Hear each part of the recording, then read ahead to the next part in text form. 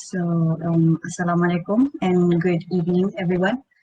Hope everyone's doing fine. My name is Rania, and I will be the moderator for today's talk. A very warm welcome to all of you, and we appreciate your efforts for clearing out your schedule to join this evening's talk. So before we begin, I would like to go ahead and invite Mama Hilmi to recite the dua. Amin amin. Bismillahirrahmanirrahim. Alhamdulillahi rabbil alamin. Wassalatu wassalamu ala asyrafil anbiya'i wal mursalin wa ala alihi wa sahbihi ajmain. Allahumma innaka khaliqul azim, innaka samiul alim, innaka ghafurur rahim, innaka rabbul arsyil azim, innaka barul jawadul karim. Ya Allah, Engkaulah yang mempunyai segala kepujian, Engkaulah yang berhak menerima segala kepujian, Engkaulah yang berhak menerima segala kesyukuran, Engkaulah yang memiliki segala pemerintahan, di tangan Engkaulah segala kebajikan, kepada Engkaulah kembali segala urusan. Allahumma ya Karim ya Rahim, tucurlah rahmat dan rahimmu ke atas majlis yang diadakan pada hari ini. Berkatilah ia dari awal hingga akhirnya. Ya fa'alu liman yurid, kami juga memohon perlindungan darimu dari segala perkara yang boleh mencacat celakan majlis kami dan daripada segala perkara yang melalaikan kami dari berbuat taat kepadamu. Padamu juga kami serah segala urusan kami. Rabbana alaika tawakkalna wa ilaika anabna wa ilaikal masir. Rabbana atina fid dunya hasanah wa fil akhirati hasanah wa qina azabannar. Wa sallallahu ala Muhammad wa ala alihi wa sahbihi wasallam. Walhamdulillahi rabbil alamin.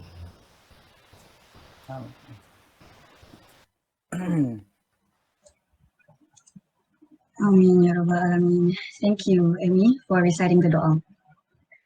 First of all, joining us today are some lecturers from our university, Madam Anis, and as well as a very special guest, Qaisy Jaslenda, who will be our speaker for this evening's talk.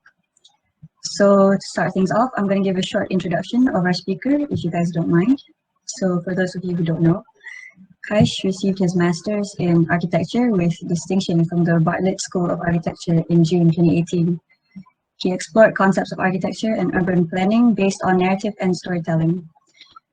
At the age of 18, he was responsible as a stage designer at Kuala Lumpur Performing Arts Centre, where he built a 19-meter wide stage for a play based on Sherman Macdonald's After Juliet. He later pursued his passion in architecture, where he graduated top of his class for his degree in Architecture Part 1 in Malaysia. Upon finishing his Part 1, he had worked in several practices, including Veritas Architects as an intern during summer break in his first year of architectural studies, and later at ZLG Design as a Part 1 architectural assistant for close to a year. So without further ado, I invite Qaisy to begin our weighted talk for this evening. Thank you, Alicia, Rania. What should I call you, Rania or Alicia? Rania. Rania, thank you, Rania. Yes. Thank you, everyone, for being here tonight. I know I'm sure everyone has so many things to do other than being here listening to me. And well, to be honest, I don't know if I would want to be here listening to myself. But yeah, thank you so much for being here. There are like 61 people. Gosh, there are quite a lot of people.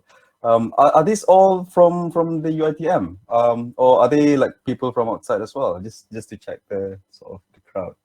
Rania. There are people from outside. Oh, okay. Wow. Yeah. Cool. Well, thank you so much, wherever you are from, to be here. I have to admit, I'm not fully prepared as much as I would love to. I think mainly because I have left all my hard drive and all my portfolios, everything in London. And whatever that I have now and whatever that I'm presenting to you now are basically things that I can sort of scavenge from the internet. So I really apologize for that, just to start with. So yeah. The first time I was approached by Rania, right, or by your team, I was asked to, I think the working title was the Bartlett or something. So I guess the main intention for you, and then I know the fact that you guys are graduating your third year or your Part 1 soon, right? Checkmate is basically your final year thing. So I sort of assume that this whole conversation is about what's next for you guys, if that's all right, if that's true. Is that true, Rania? Yes. kind of, yeah. So yeah, but I don't want it to be like a place for me to just tell you guys what I did and what sort of took me or brought me to the Bali, because it seems like the Bali is not the destination for sure, but it's definitely a place where I'm really glad I have been to, because it certainly shaped the way I think about architecture at large. But because of having said that, I think it would be nice if I can take you through this whole journey. I'm not going to tell you the whole about my whole life, but kind of, if I am allowed to. So please bear with me. I have very few slides, well, because I just scavenged them from the internet. But I'm gonna show you, if I may share this slides. Just a second. Oh, why am I not allowed to share this one?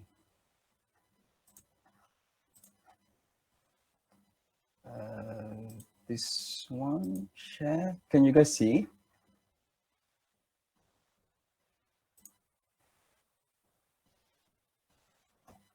Yes. Right, let me view. Sorry, we should have done this before we started.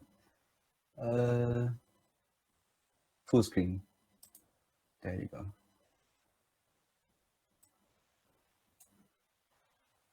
Can you see the slide? It's basically just white with a sort of like a logo at the right bottom corner. Can you guys see it? Can I get that confirmation?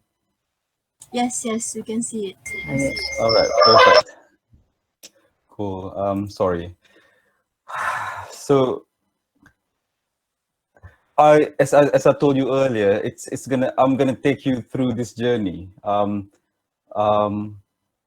of my life, really. I know it sounds self-absorbing and self-aggrandizing and egotistical, etc., etc. Maybe it is, but as much as I am with you guys, I am also exploring what actually have brought me to this point of time, and I think it is quite unfair for me to just jump and take a shortcut to tell you the story. So I therefore would like to start with 0.1, number one, childhood. I know it's to some people it just doesn't make sense, but I like to start with childhood because I think childhood plays such an important role for everyone. How we develop ourselves as a person, and the situation or the conditions that we are in basically shape us the way we are today.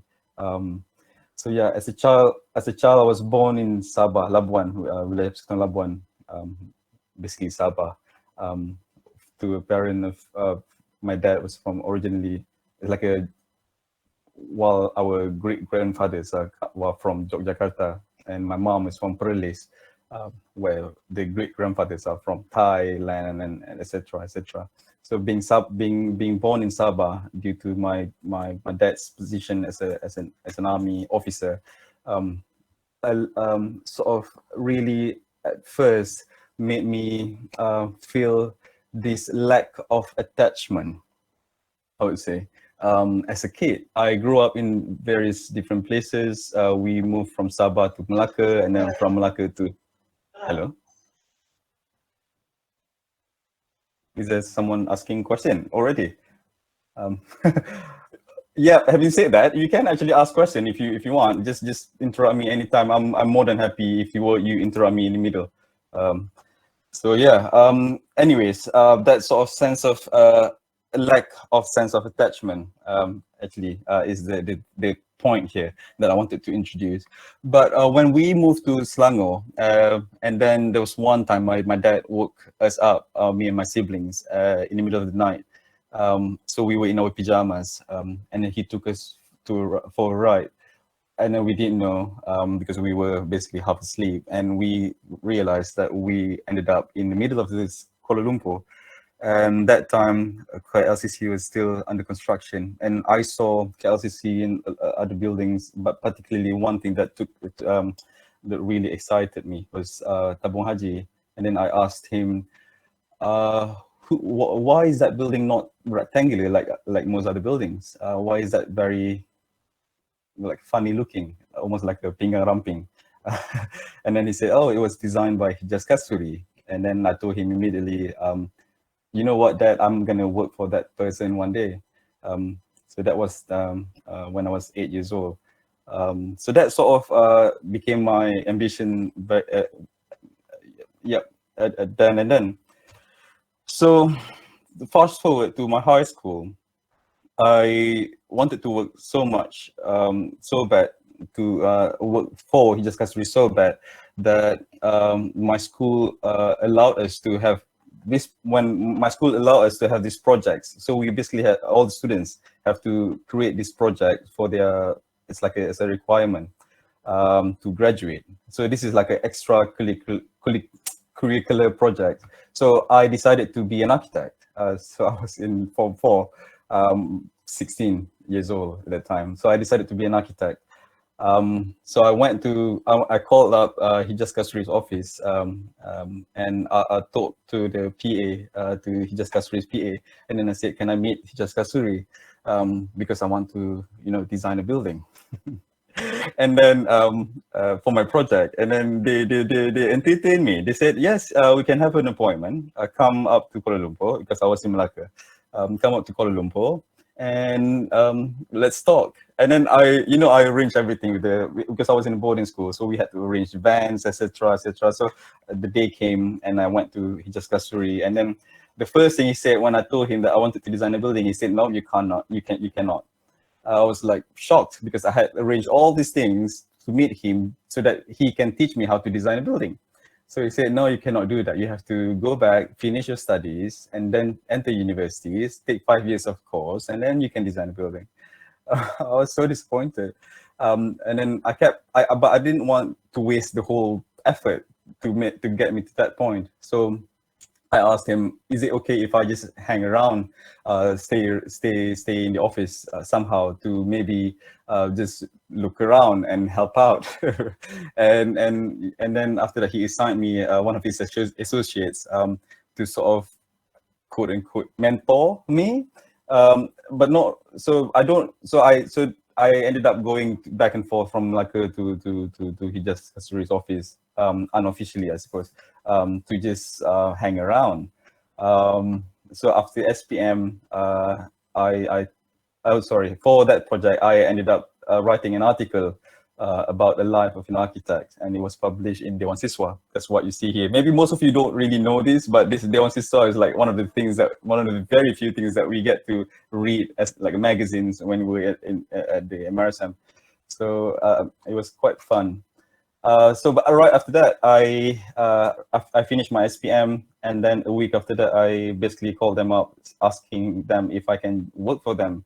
They let me work for them as a coolie, basically as someone who does everything that they don't want to do, to carry their bags, to click their slides when they give lectures, and do some sketches. But yeah, the first sketch that they asked me to do was a sketch for leave. So I did that, and then after that they asked me to sketch a few things, and they gave me a book about Frank Lloyd Wright. To the right, you see that's the first, my very first architectural sketch, I have to say, of the falling water. And then to the left is basically a proposal, a proposal for a resort in Langkawi. So that was fun. So I felt like entrusted to just basically they just asked me to sketch a building. So I was so excited. Now I can design a building. I was 17 that time, but at the same time they also allow me to travel to the whole of Malaysia to study more about Malay vernacular architecture. And I helped out with some research on some competitions for Saudi Arabia about Islamic architecture. etc. So that was very fulfilling, even though I didn't have any zero knowledge at all about architecture at that time. But I think they sort of appreciated that I give them sort of like a view of like a fresh view of architecture from outside of architectural training, a person kind of perspective. So that was my first introduction to architecture, basically. And then after that, I went to a prep school to go to Australia. But that time, I don't know, I was not really feeling it. I was not really enjoying my time there. So I ended up skipping some classes. Don't follow this this path. But I was a bit of a rebel. I didn't go to classes. And I wrote poetries, very dark, emotional poetries in my blog, a lot, until it got attention of some people, including Yasmin Ahmad, when she commented on my blog, asking, telling me, email me. So basically, she wrote, after a few back and forth conversations, she said, "Oh, just email me at this email. I have a surprise for you." And then I emailed her, and then I said, to come to think that Yasmin Ahmad reads my blog is something that is incredible, amazing. But to think that you have a surprise for me, then like, shut up. I mean, you're not being serious, are you? And then she said, "Oh, I certainly am serious. Come to my office the next day." And then I said, "Oh, fuck yeah. Sorry, I should not curse. Should I?" And then I went to her office, and at that time I was given this choice whether I should go to class or go to see Yasmin Ahmad. And clearly I go to see Yasmin Ahmad. And after that, I started working for her. Right after I failed my AUSMAT. Well, not failed. Basically, I didn't get enough cutoff point basically to go to Australia. So I said, "Oh, that's good. So now I can work for Yasmin Ahmad." So I followed her around. I worked directly under Jinga Creative. I think it's like a post-production house up in PJ.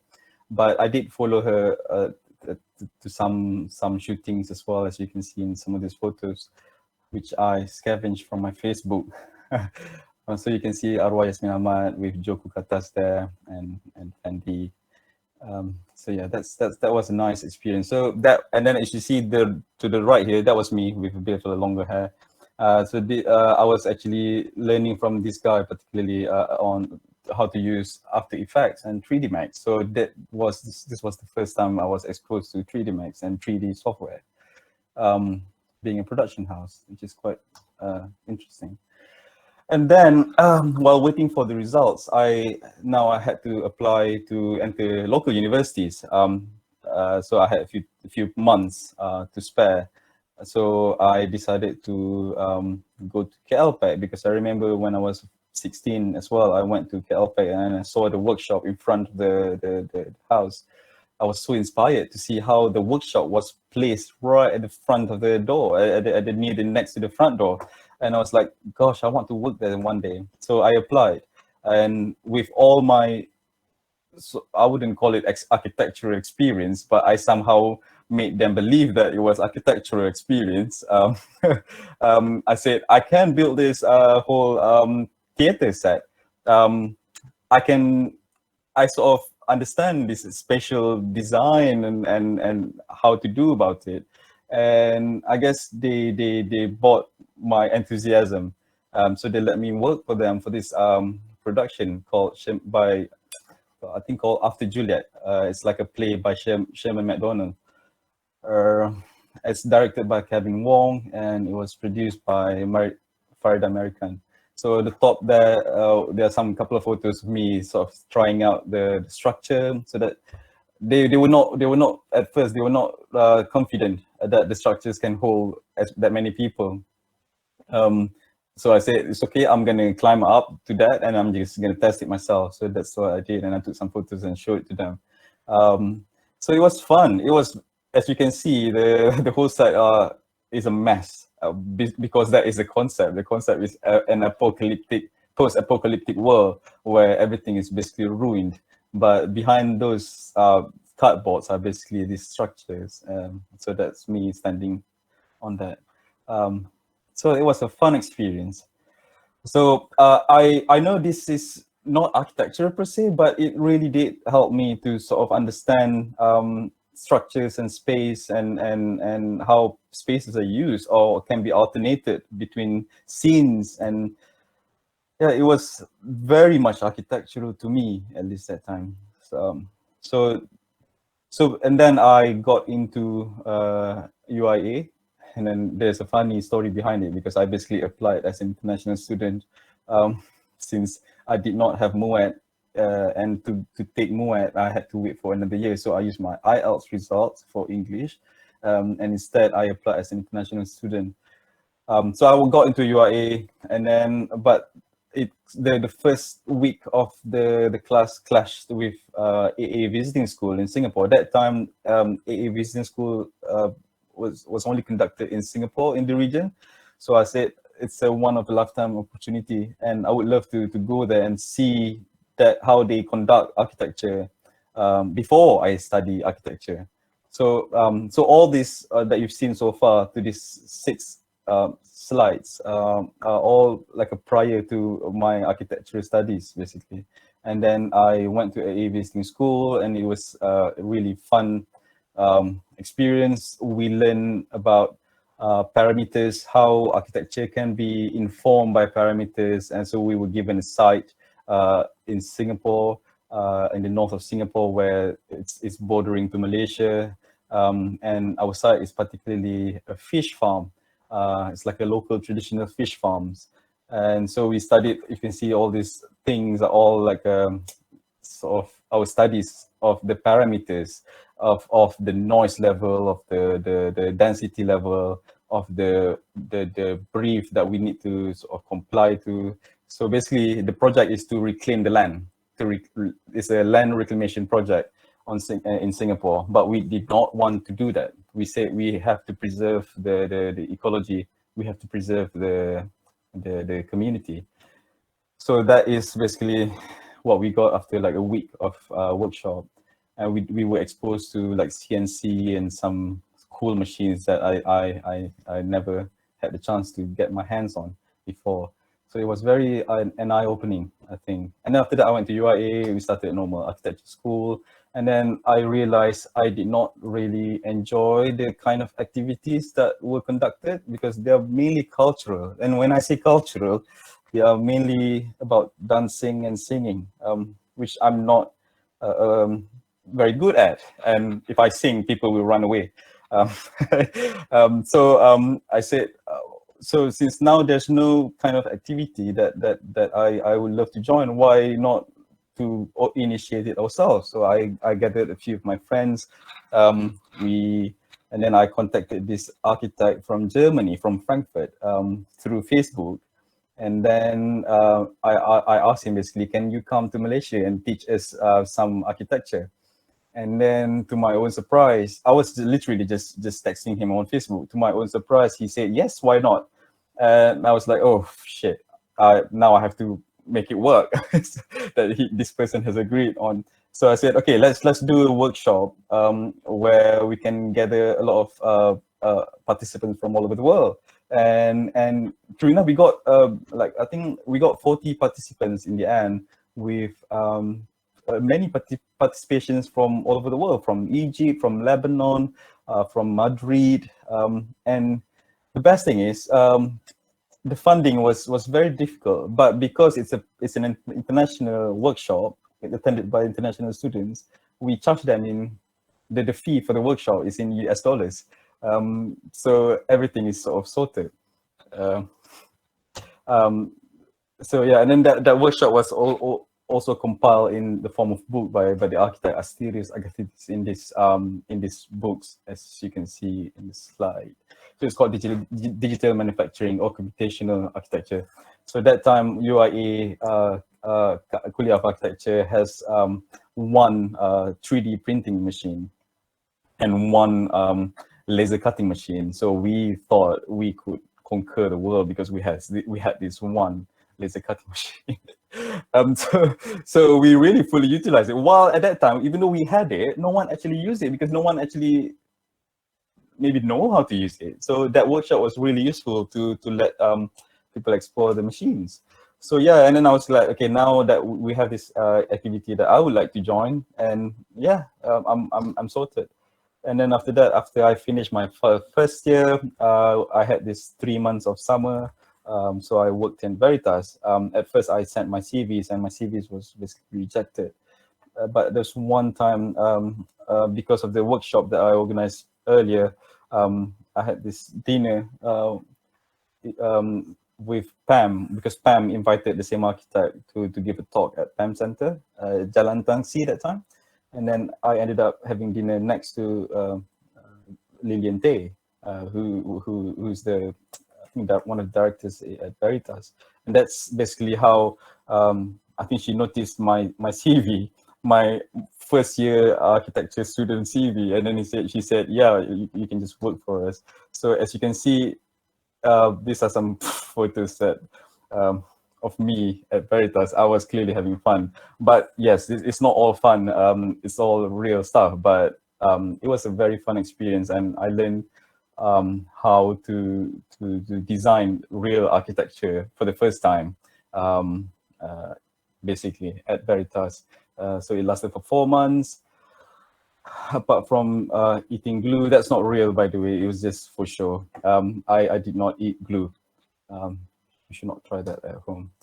And then after that, I did this journal I call it Reliving Angkor, where I for the first time traveled to Angkor, and to sort of open my architectural eyes and sort of analyze the place and the people and the culture with architectural sort of framework of thinking.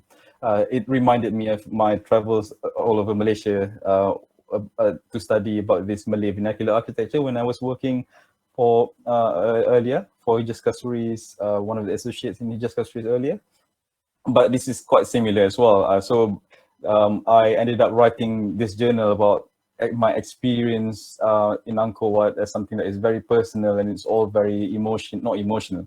It's all about senses and what I sense, what I smell, what I tasted, what I felt, and what I yeah, it's all basically senses, being in such a grand architecture. It was nice.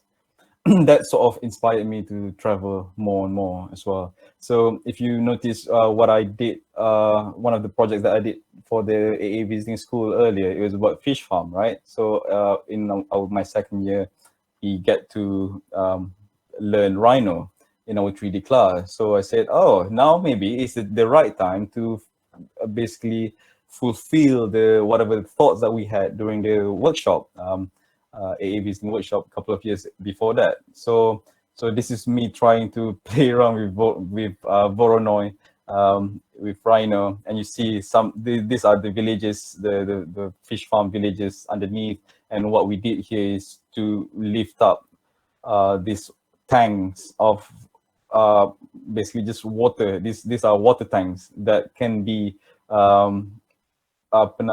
can be vessels for the fish farms, so that we can grow fish farms vertically, and the land reclamation is therefore no longer needed, because you can still farm fish like traditionally, and then move the whole community upwards.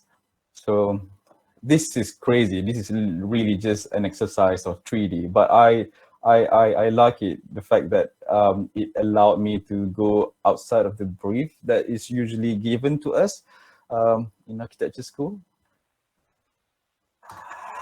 So, and then I think in my second year as well, we were asked to design disaster shelter, because that time some parts of Malaysia was hit by flood. Well, actually every year we hit by flood, and this time it was the scale was crazy. So we were thinking about disaster shelter, and then I was reading Franco La Sesla, the architecture against architecture, and then I started to question what is architecture then. So I sort of, and then, but during that period, I traveled to Lombok in Indonesia, and these are photos that I took of the people building the mosque. And these are normal people. All the villages were building their mosque little by little. They say Lombok is like a land of an island of an island of thousand mosques. And true, they have thousands of mosques. You basically can see another big mosque every 100 meters if you take a ride along the main road. But all of them are not finished. And then I wonder, is this architecture? Because they're not finished. And then I started to see all this, how the community built together the architecture, and I was blown away. I was blown away. And I said, if there is anything that is beautiful about this kind of architecture, is these photos of people actually building it. And yeah, it really inspired me. So I don't have really real photos of the project, but the project, so this is one of them that I took basically just with my phone. The project is basically to create this like a core on the side and lifting everything up, and this whole structures are empty. So it's like skeletons of architecture, where when there's a time that this place is needed to be dwellings, then it can be extended. It's like in modular forms, and people can make their own walls, and it's all very impromptu, spontaneous architecture. So what I try to provide here is just basically like a core where all the services goes, and the rest are all built and constructed by the people. I wanted to draw something like this, but that's good enough, I guess. And then after that, I form a group with 3 of my seniors at UIA. So we call ourselves Studio Embark, and we try to sort of think of architecture maybe differently. So we entered this like a competition, and our proposal is called Oi Poloi, which means the people. So the idea is quite radical. The idea is that architecture must disappear. That there are a lot of, our argument is that there are a lot of construction sites in cities, in cities like Kuala Lumpur, that are abandoned.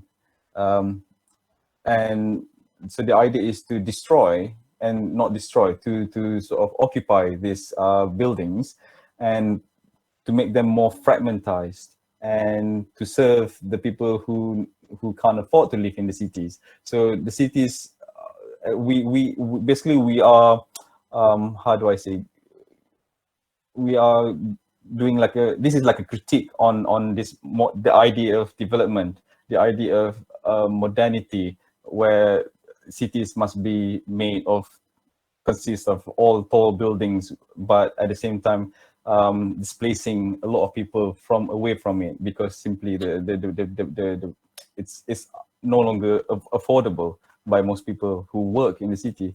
So the idea is to take over a guerrilla style of the architecture and fragmentize it and serve it to the people. So the people run their own cities, basically, where sites, abandoned construction sites, can be occupied and can have different programs. And yeah, that's basically it. And then after that, the next project that we did, sorry, there's another slide. So no, this is another, back to my architect. So I think the competition project was done in the middle of my study years as well. And then this is my other school project called Artist Street. We were given a task to design a shopping mall, basically. But again, I question why do we need a shopping mall if this place is a place for artists together? If this is a place for artists to work, it doesn't need to be a mall. It can be streets, just that in multiple levels, and it has to therefore represent the people. And so the idea is the facades of the building. So what you see here in this first image is the facade. This whole thing is a facade while the building is at the back. So this whole facade are very active, where people sort of participate in making how the building looks like. So artists can hang their canvases and artworks, and this very thing can create this fabric for the building facade. And we create a plaza big enough so that people can protest. People have a stage. People have a place where they can shout their disagreement freely without scrutiny. So that is the whole idea of this building, that it celebrates the people. It builds for the people, and it's for the people to alter and make the building. The idea of, yeah, so this whole sort of mechanism is the building, but you can also call it the facade. Well, at the back, these are all the services and things, and so, but these are the stage where people perform, people showcase their artworks and be an active what do you call it, fabric, where people can really experience the building and streets in multiple levels. And then after that, this is another project with the group Studio Embark. It's called Rhizome. Rhizome taking the an homage basically to the philosophical idea introduced by Deleuze and Guattari about destruction, about about destruction. So the proposals of this is to propose a machine. So there are a few things that are proposed in this project. One of them, the first one, is the machine that destroys. So the idea is this machine will go along Klang River or Gombak River and destroy the river, allowing the biodiversity to come back to the rivers. So this is before the River of Life project. So the idea is very, at the time, it was basically trying to renew what the Klang River that we know today. Basically, it's a monsoon drain with concrete floors and walls where just people want to discharge water during the flood, the flash floods. And people don't want to look at it because it smells and it's ugly. So the idea is to rejuvenate the river and bring back the biodiversity. So this, as you see here on the left side, that is a machine. Oops, I didn't want. Yes, this is the machine that I wanted to show earlier, actually. So yeah, this on the right is a machine that destroys the riverbed, and then after that, plantings may take place. And then this planting, we proposed bamboo, but we wanted we wanted it to be not a monoculture, but we wanted it to be a complete diverse, biodiversity. And then after that, we can harvest. This is not in that short period of time, but after this grow and after it matures, it can be harvested, and some of the bamboos can be harvested and cured in these facilities. And these bamboos then can be used as the main materials to build housings. So basically, it's a slow growing city that grows like a rhizome. That's why we call it rhizome. Rhizome is like basically bulo, right? Like bamboo shoots that grows horizontally. So yeah, the idea of this city is a living city that grows and takes out the river and make it more livable, basically. So that is the machine. Obviously, we didn't really know how the machine works, but we just thought something that maybe suggests that the destruction can happen with this sort of machineries. That time I was actually very fascinated by the idea of a clock. So if you can see earlier here, it's basically like a clock that self generating. So the energy comes from its own movements. So the idea is the whole thing is all very sustainable and it's a zero carbon machineries, basically. That's the idea. And then yeah, we got an award, it's a special mention by this competition in New York, actually, for this project. That is the look of inside of the machineries, and then this is sort of the archive. Are you guys listening? And is it okay so far? I don't want to be talking alone and people don't listen. Just to check, Run, yeah? Is it okay? Yeah, clear. Okay, everything's cool. okay, guys. Good. Okay, cool. Just to check, because I can't see anyone. I'm basically just looking at my slides and talking to myself, really. So just say something, just to make sure that you are still here. You're still there. Okay, Alright. cool. And then Metallokai. So this is probably the time when after I finished my studies, and then I worked for ZLG for about a year, and then I quit because I felt like, okay, maybe there's something more to the profession, to architecture. I felt like architecture should not just be it. I mean, the working in offices should not be it. And I quit, and then that's when I started my travel. So Metallokai is not to describe the travel, but it's more about me understanding what is architecture, really. And meta is a prefix that denotes something that is beyond, and lokai is a plural for locus, which basically means place. So meta lokai is an invented word to represent something that is beyond place. So are they more than just places? Are they more than localities? Are they more than things that we can see and the physicals? So and this travel is somehow a journey that I took to sort of understand myself and understand what I really want to do in architecture, because I've been wanting to do architecture since young, but I now question whether it's all working in an office is all that architecture can offer. So yeah, these are just some photos that I took from my Instagram. You guys can see these photos on my Instagram, and from that travel, I did some sketches, and from that sketches, I was called to do some murals. To the right here, that's actually my first ever mural in Chinatown, actually in Lantern Hotel, Chinatown. And I suddenly realized, oh, actually sketches can also be done in big scales. So that's what I did. And at that time, I already got an offer to go to the Bartlett. But that time, it was 2015. There was no scholarships available, and it was quite difficult to get scholarships.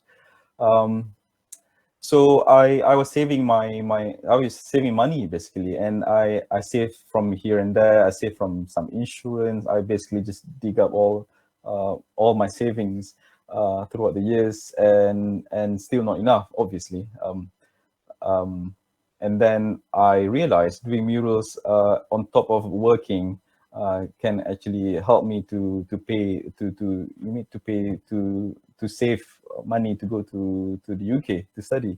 So at that time I worked three different jobs. So I did part-times here and there in a week. So my week was divided into 3 days in an office, 2 days being a tutor, and then what's left?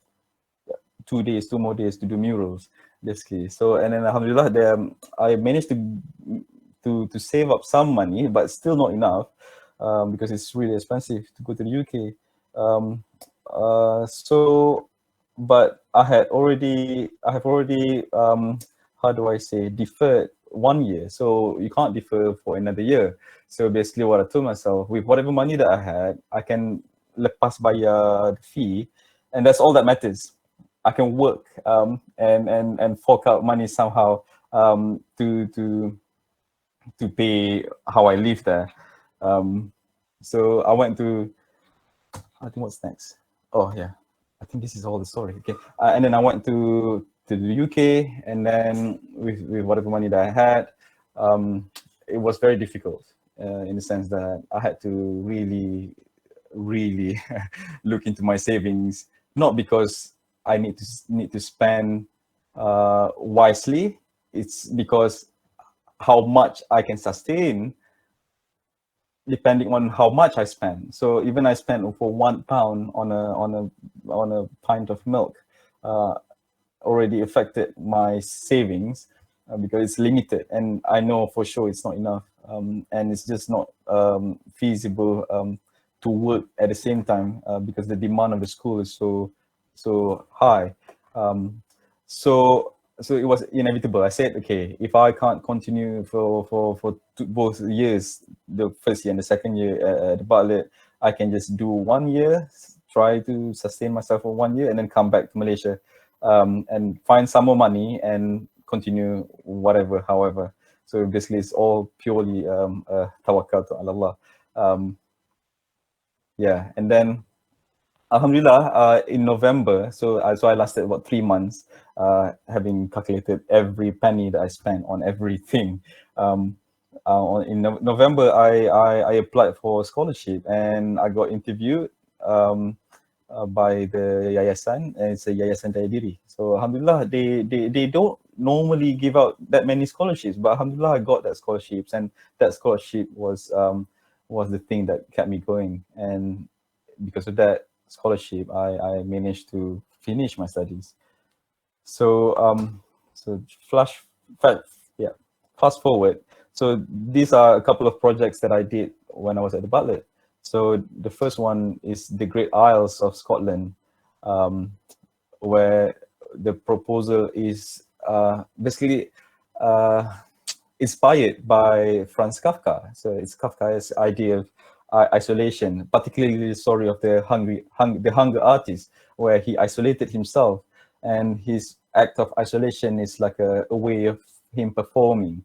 So at that time, Brexit just happened, and Scotland decided they had this referendum to leave the UK, but they decided not to. But Brexit was apparently like a very good selling point for the SNP, the Scotland Nationalist Party, to persuade the people to vote to leave UK again, because they don't want to leave the EU. They voted to remain, while England mostly voted to leave. So based on that sort of scenario, political scenario, I proposed this project where Scotland can be expanded in terms of landmass to become a powerful nation. So it sort of drives the economy of Scotland, and therefore it can be independent of from UK. And we know Scotland holds about 60% of the oil reserve for the UK. So they are basically really rich. And if you guys think that I'm a nationalist, I'm not. So this is more of sort of like a critique and a play about the idea of nationalism. It's more of a satire, just to put there as a disclaimer. So I am very much against nationalism. But so therefore, I show how ridiculous it is. As you can see, the landmass are made of straw, and these straws are basically to plant barleys in the middle of North Sea, which I have said it's ridiculous. So this barley is for them to turn to make whiskey, because after oil, the next best resource, or the most things that Scotland is most popular of is their whiskey. Disclaimer again, I don't drink, but it's just, again, it's looking at my sort of background as a Muslim living in UK and doing a project to plant more barley for Scotland to make whiskey in a way for them to be an independent nation outside of UK. I think the whole story, the backstory of these two drawings are I think is quite funny. Although I have to say, yes, most people don't really get those backstories, right? But it's fun. It's fine for me, because I realize that my intention of doing most of the projects are not to be noticed, I have to say, and it's just for me to explore my own understanding of what architecture can do. And this is a complete different way of doing or practicing quote unquote architecture. So that's my fourth year project, and then my final year. Oh, sorry. And then this is my thesis. My thesis is called Drawing Architecture with Nature.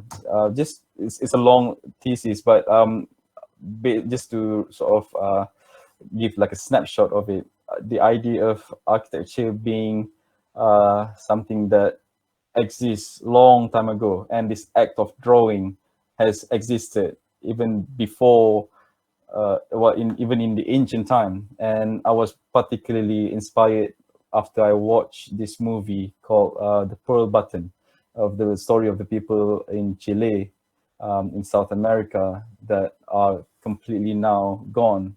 So the whole community, Sagnam people, are already extinct, basically, because they were killed by the colonizers, which is really bad. So, but yeah, this documentary shows these people and how they use act of drawings as something that is very sacred, and the way for them to connect to nature, and how they painted their bodies and faces to represent the stars, and the stars are representations of their ancestors. So they have this, and then they are basically nomads. They make living off the sea. So yeah, as this quote by Guzman, the director of the film, they lived in the most distant region, the least inhabited. They had no towns. They didn't erect monuments, but they knew how to draw. So, and then I started to, the thesis also questioned the idea of Eurocentric art history, and looking at art history and basically this act of drawing or making paintings in contrast to the rest of the world, basically. How, for example, this artist from Australia, this is like an Aboriginals, one of the Aboriginals artists in Australia, draw this very abstract, but at the same time very figurative, while in the art history that we know today, is very distinctive between the abstract and the figurative. So yeah. And then the final project, the Holy City of Detroit, I did in my 5th year at the Bartlett. I started to explore again. I didn't really want to conform to a particular style or whatever, because that's not my purpose. My purpose of being in architecture school is not to score, basically, but to learn, right? And then so I explored different things. So I made reference to some pop cultures, if you can see here. At that time, yes, Trump just was elected to become the president of America. So the idea is to make fun of it, basically, and to criticize his administration. As this is, if you know, this is an homage to American Beauty poster. So, but instead of the beautiful girl, it's Donald Trump, and instead of American Beauty, it's American Dream, to make America great again. And then this is a Noah's Ark with a sort of fusion of biblical story and Japanese art, and this is Son of the Empire. So it's almost like, it's also like a play around with different traditions and cultures and put them, merge them together. And then so the project soon became more of a place where Donald Trump to exert his ideology and to win the election, which, by the way, he lost. Should he go this route, he might have won the previous election. But so this idea of using religion as a tool, as a powerful narrative, so that people believe that he is the Messiah. So and then Detroit in the election in 2016, is it 2016 or 14? Oh, 16. Was a swamp state, and in Detroit is very the whole of Michigan was a swamp state except for Detroit. And Detroit, we know, because of it's a dying city, because it used to be an automotive city, and all these things that are going on in Detroit, and the population, the demography of the Detroit city is mainly Black American, African American. So the idea is to wipe out the whole city and build the whole city as a holy site. And the holy site is for Donald Trump to say that, there you go, I am the Messiah, I provide you the holy city, now follow me. So these are some ideas of the semiotics behind all this religion stories and narratives. And Barack Obama was criticized by being, I think, by spending too much on certain things, and so he represents this one of the 7 deadly sins, which is gluttony. So the idea is so that the pilgrims go to the city and to burn statues of Obama, and if you notice, the whole thing is red because the idea of Red Sea, the idea of the biblical blood flood, and and red is the color of the Republican, and then this like all-seeing eye, like there's something that is omnipresent that represents Donald Trump, which is the goal, as there's something that you can see from far, where people have to sort of walk across this algae, like lake of algae, because there was also another issue of water level rising in Detroit as well, because due to very poor drainage, actually, and there's a problem of algae. So at the end of the project, we produced. Oh yeah, these are some sort of diagrams to analyze the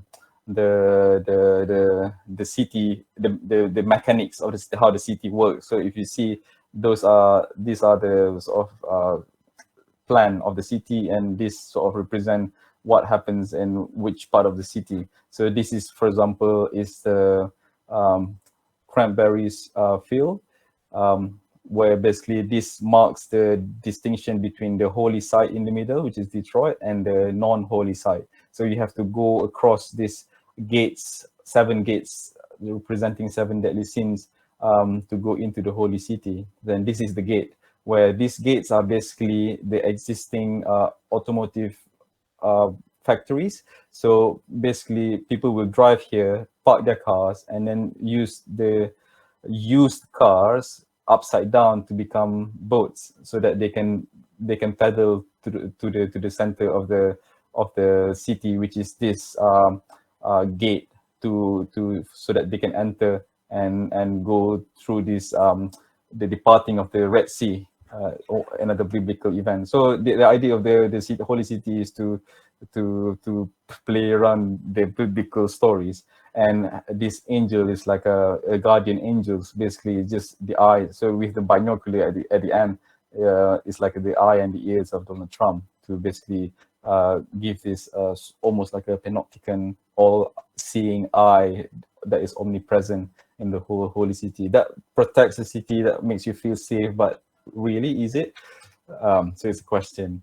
And then after that, I did this like a series of drawings, big drawings, where this is like a scene as you enter the main gate. You see the departing of the Red Sea, where you can take your sort of macam like a journey, like a pilgrim to the city center where Donald Trump resides. And this is a view of the gateway of the automotive factories that are abandoned. That's why these smokes sort of create this feeling. So if you go to Venice, for example, in the middle of autumn or spring, or even winter, it's very foggy, and then this feeling of the city being hidden is very mythical, very it invokes feelings. So this is similar to that one, but instead of fogs, these are smokes coming from the cars. Oh, by the way, this drawing is called the Transfiguration, as an homage to a painting called Transfiguration, a Renaissance painting. So this is like a flat sort of master, like a view of the whole site, where that is the departing of the Red Sea, with the city center in the middle, where you can see it on the foreground, the gates and some of the gates up there. And this is the gates where people are taking upside down cars as their boats to move around and paddle to the center.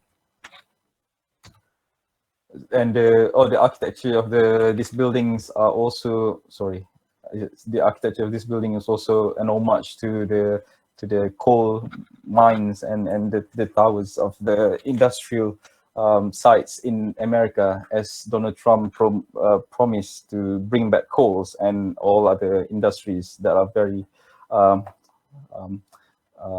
bad for the earth, for the environment. As you can see, all these clouds are not clouds, but smokes.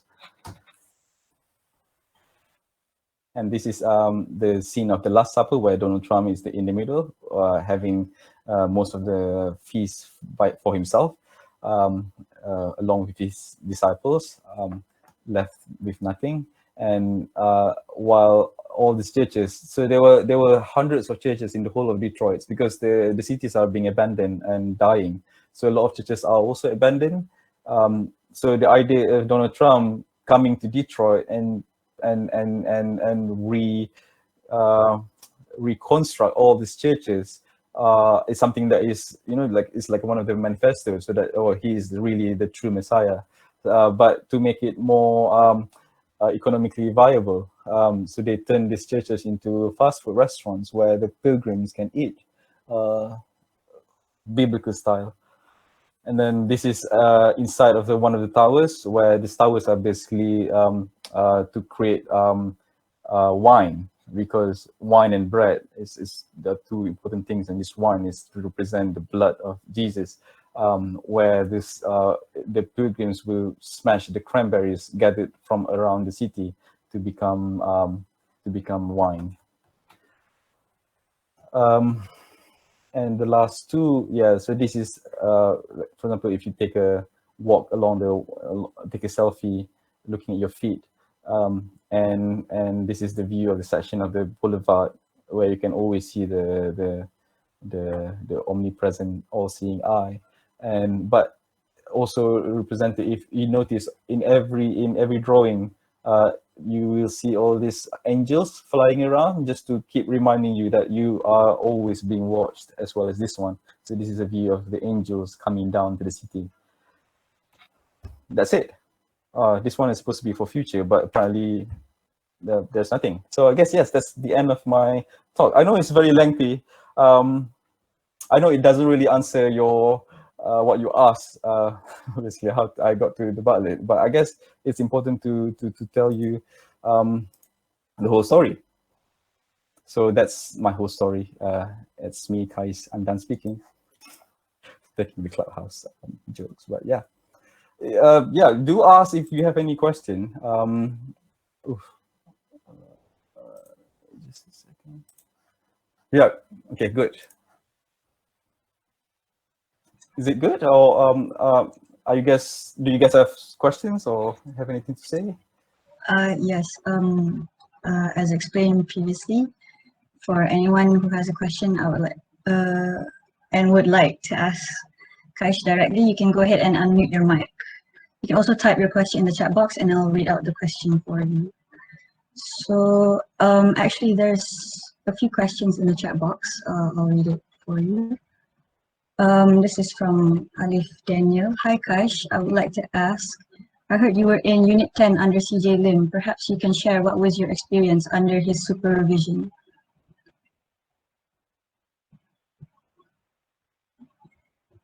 Sorry Qaisy, you're muted. Classic. Sorry. I finished answering. No, I'm kidding. Experience with CJ Lim. I sort of I've heard of him, but I did not do enough research to know what I was gonna be facing. So I have to admit, it took me by surprise. In the first semester, I was struggling. There were nights where I had to walk home broken-hearted and crying. But looking back, of course, it's something that we laugh about. But CJ Lim is a very special man. He knows what he wants, and he knows what he doesn't want. I mean, he knows what he tells you his opinion directly, which is good. Which is a very steep, treacherous learning curve, I would say. Yes, I am glad. I wouldn't have gone for other units basically, and I picked his unit mainly because of the brief, which I thought was really fascinating, and I thought very much relate to the things that I am more interested about, which is about politics, about economics, about the societies. So it's more about humanities rather than how to build the tallest or the biggest, the longest span. So it's not engineering, it's more social science. So I learned about that mainly from him, and I'm glad. So it's a very fulfilling journey, I would say. Yeah, does that answer the question? I know it's a very diplomatically correct answer, but yeah. Or should I answer the second question as well? I see there's a second question. I had to produce this kind of Bartlett quote unquote drawings. It's not, it has to go through some process. Can you share the process? Contrary to the most beliefs, there's no one way to do it. We had to discover ourselves really. And well, to be honest, and to be really super critical with myself, I am not really satisfied with how my drawings turn out. I know it could have been better, but it's what it is. And again, I didn't do the drawings to please anyone else, so it's a learning curve. I showed you all these different sort of styles of drawings before I reached to the final 8 drawings, because simply because I wanted to learn. There's no one way to do it. CJ Lim, for example, he did not tell you how to do drawings. So we have to explore ourselves. We learn from each other. We learn from our friends. And I have to tell you, when I graduated, there were 5 of us, and all 5 of us used very different techniques. For me, particularly, personally, I mainly use hand drawings. So if you go to my Instagram, there's one I think behind the scene, there's one story highlight that I keep as a highlight. Is the, what do you call it? It's like a behind the scene. So you can see I did most of the drawings by hand. So I did. So I drew on big sheets this paper that is of the size of quad elephant. I had no idea what that was before that, but yeah, I was introduced to quad elephant size paper there, and then I draw on it, and then I scan, and then I put it in digital in Photoshop, and then I put some colors, and I scan again, and then I print again, and then I sketch again. So this whole process back and forth happened almost, I think, 10 times. So you have to draw, scan, print, and draw, scan, and print 10 times. It was very laborious and very costly, I have to say. But it's a fun process. So yeah, you have to find your own way to do it, I guess. I know a lot of people criticize that Unit 10 Bartlett drawings are all kind of the same, which I completely agree. It is true, because it follows this very certain aesthetics that has developed through time. Although it doesn't mean we have to conform to it. No, we personally, individually chose to learn through the hard way of making drawings. And as long as we feel fulfilled, it doesn't matter what other people think. I felt very fulfilled after the 2 years of the Bartlett. Cool.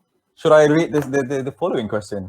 If no one is asking, if there's anyone here who would like to ask any question, I'm more than happy to answer. Not giving you answer, but more like a response. Hi, hello there. Can you hear me? I heard something. Yes. Hi. Asha, is it? Yeah. Hi. I'm Ash. For short. I'm from Master 03. Nice to meet you. And great to hear your presentation. So I've always followed your work in some shape or form, and I've always been amazed by how you conduct your works through the many mediums that you do use.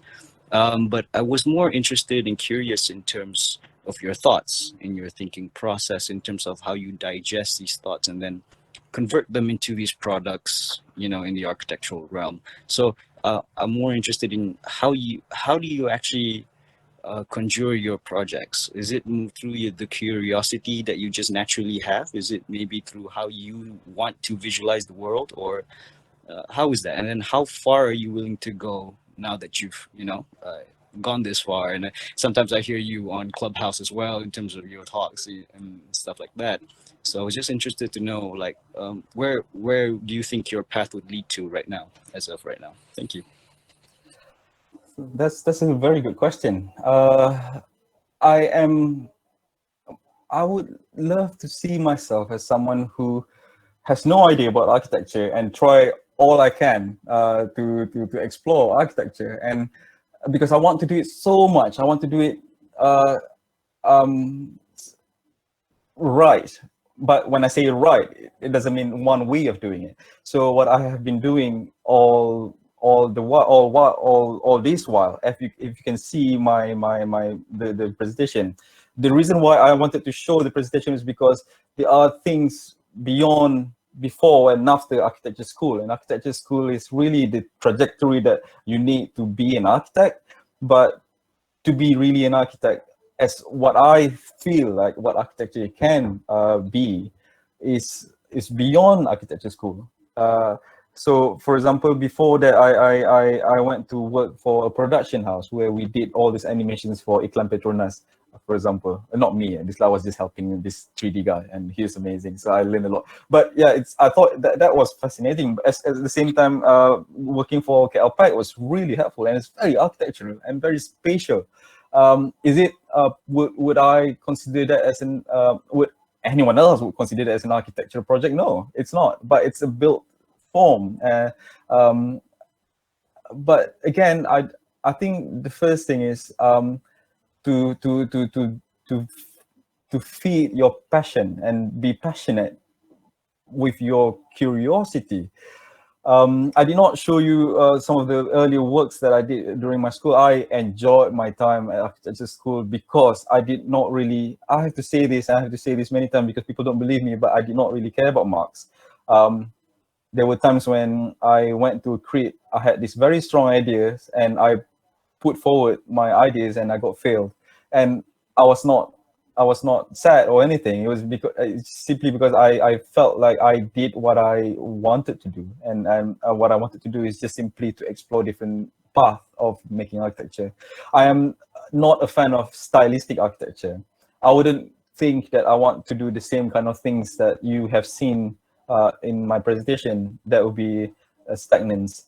And then what's the point of that then? So yes, it's mainly led by curiosity. There was one semester, for example, we had to do a house and for a client, and my client was he is an actor for a theater, as a connection that I got from working at Calpac. And then the whole project was basically derived from the movie Black Swan. I watched that 100 times, and all these musics, all the aesthetics, the black and white. So the house is black and white. So all this, the presentation was basically not really about the house, but how people were to take the house as a set for a theater. So it looks like almost like stage, like a scene in a theater in every corner of the house.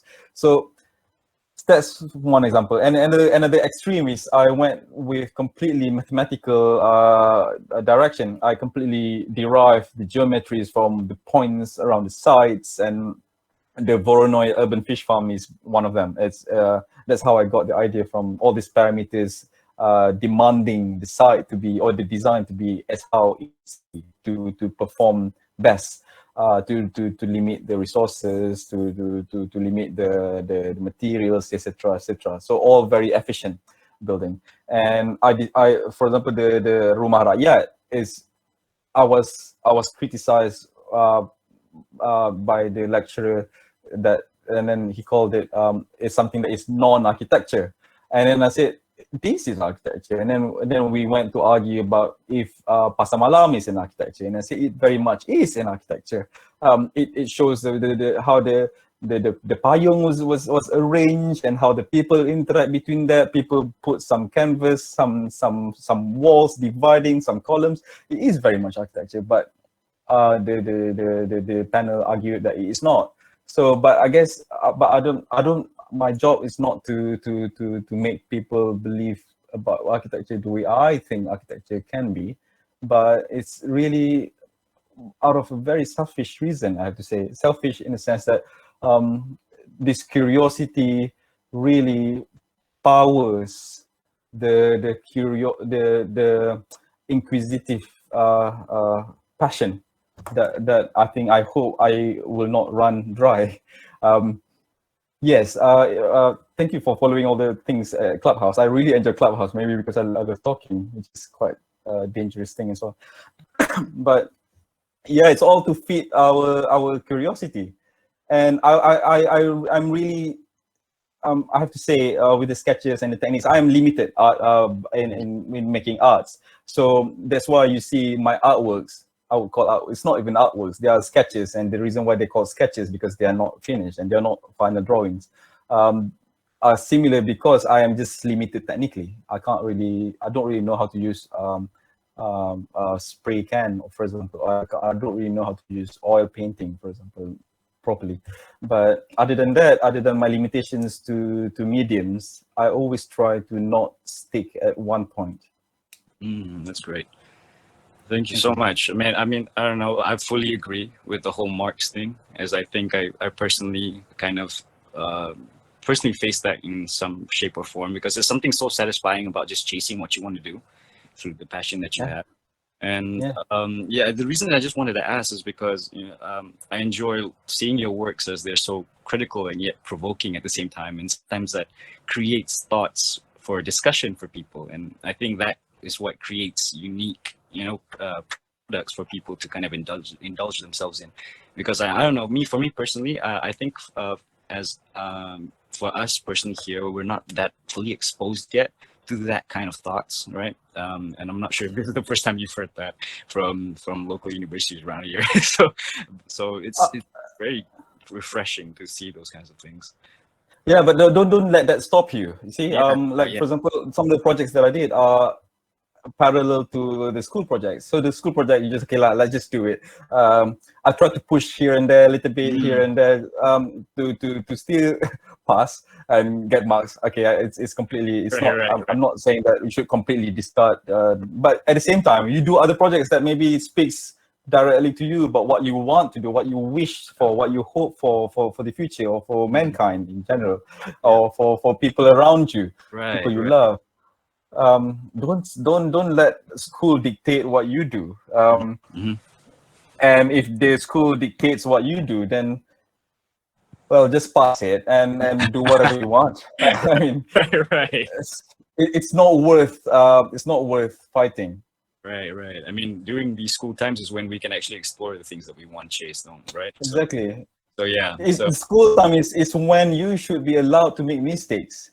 Right. And the school should be the safety net where you can fall onto, and to stop you to think creatively or critically about architecture, for example, is damaging and is very backward.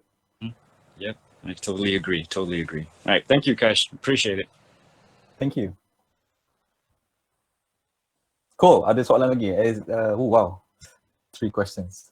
Should I just read from Muhammad Hilmi bin Kasrin? I actually have a question. Cool. Shoot. What tools do you think are important for architecture students to have? Tools, pens, I guess, or computer. Is that what you're saying? Like, just any important tools architecture students should have, like in your opinion?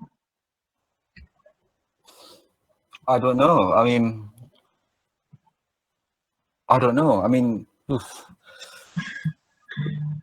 just find tools that you're comfortable with or not comfortable with. Maybe if you're so comfortable with one medium, try not to use it, because otherwise you'll be good and then you get praise and then that's it, right? What's the point?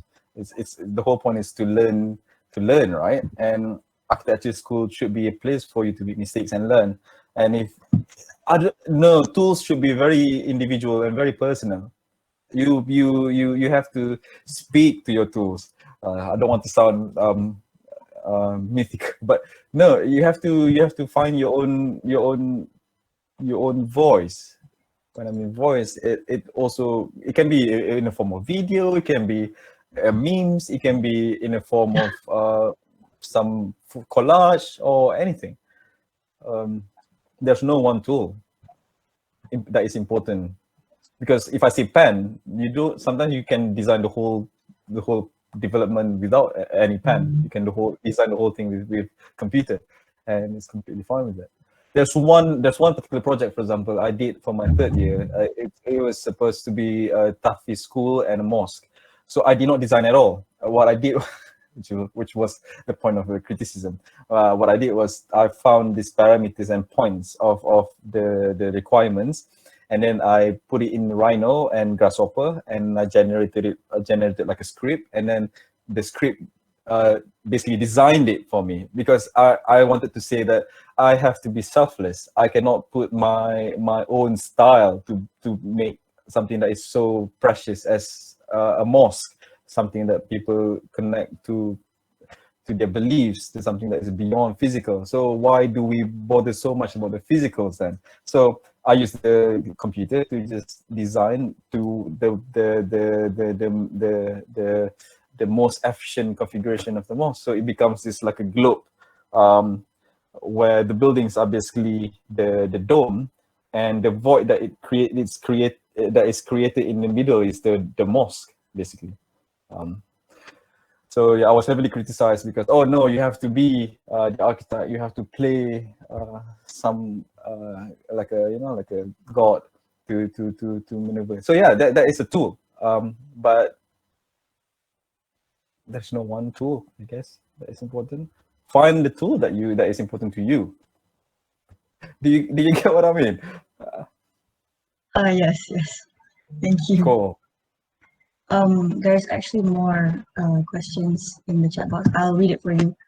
So this is from Mama Hilmi. Hi Kash. I would like to ask, before you embark on your Metallokai journey, how do you come up with the idea for a project, and how do you develop the idea? I'm still a student, so this may help me improve my skills when starting my design project. Thank you. All right. I told you every single project in my architecture school years approach very differently, as I mentioned earlier. I think that somehow was trying to answer sort of the same question. But there was one time, for example, I think this is the most impromptu, something that I did after I got the brief from the class. The studio was on Friday, and I literally, from the class, I didn't even go back to my no, did I? No, I went back to my room in the dorm, and then I put like a small bag with two t-shirts, two trousers, and some things, and my sketchbook. And then I literally went from Gombak UIA to Greenwood, and I wanted to buy any ticket to anywhere that I could find, the first thing that I could find, basically, at that night. So I got a ticket to Kota Baru. There was the next bus. It was on at the 10 o'clock at night. So yeah, perfect. So I just got the ticket. And along the journey, I just thought, oh, maybe this is the best time to visit the Kampung Laut Mosque, and experience what it is about, see things, basically, and to get inspired. So, but the journey did not take me directly to Kampung Laut Mosque. I stopped at Bersut, and I went to this really beautifully carved building, mosque called Ulul Albab, I think, in Bersut. And then after that, oh, since I am in Bersut, I want maybe it's nice place to divert to Pulau Perhentian. So I went to Pulau Perhentian. I met this fellow traveler, solo traveler. He's from Japan. He's an atheist, the first atheist that I met, basically, in my life. And then he was reading poetry in Japanese, and he was telling me this whole idea of the poetries that he wrote and that he was reading. So yeah, that weekend was very fulfilling. It was very an eye-opening, and I came back, and then but at the same time, I did not think about my project. You see, I really wanted to immerse myself in experience, because I think that is what matters, the experience, not the kind of structure you use for your building, right? So I came back on Monday, fresh with fresh heads, a fresh start, and then I maybe with a little bit more understanding of how things are. And I realized in Kampung Laut, I was slightly disappointed with the fact that it was moved to a place that that is no longer the origin. So the mosque is no longer at its original place.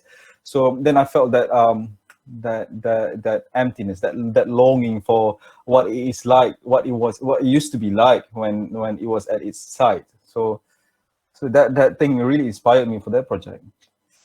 I know that's not really answering your question, but that's the point. I am not here to tell you how to do about your project, but if you are given a chance and just have a little courage to explore and really focus your energy and your passion and your enthusiasm to open yourself and absorb and learn as much as you can, go ahead, and there's nothing wrong with it. And even if you fail for that subject, you know for sure that you have fulfilled your desire, and that's what matters. I hope that answers your question, kind of answering your question. If I may ask a question, Qaish. Yes, Harif. Hello. Yeah, hello. Yeah. I shared the same admiration with Ash for your works, how you explore and how you express it in an artistic manner. But I guess one of the things that I would like to ask is how exactly as in like the people or the lecturers or your tutors in Unit 10 or in Bartlett generally evaluate your works in a sense? Because I mean, I guess it's quite different here in Malaysia because we have a site and then they can actually evaluate our project,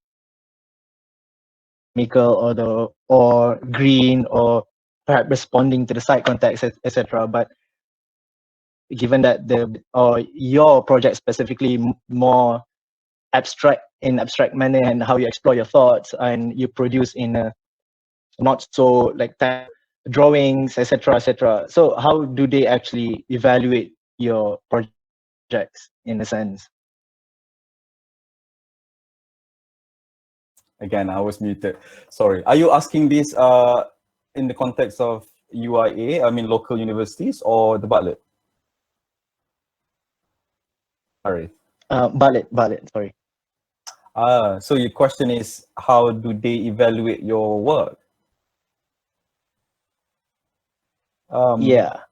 I mean, yeah, how okay. do they see the values in your work?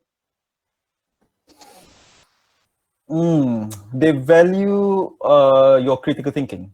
They value your research. So what you see at the drawings, we did not produce the drawings throughout our studies. We only produce the drawings towards the end of the studies, and the end of the studies is well, it can be 3-4 weeks, basically, if not sometimes more, if you finish your research early. There you go. The research is the thing that they're very critical about. If you back your most incredibly stupid and unrealistic project with backings of research that shows actually this is not so stupid because of this and this and this, actually due to this research, due to data, due to this analysis, it might happen this way. So it is not possible that your proposal is rubbish or absolutely useless. So you can design, let me give you this example. You can design the most beautiful thing you've ever seen in your life, and it still be bad. This is in the context of my tutors, for example, evaluating your design, right?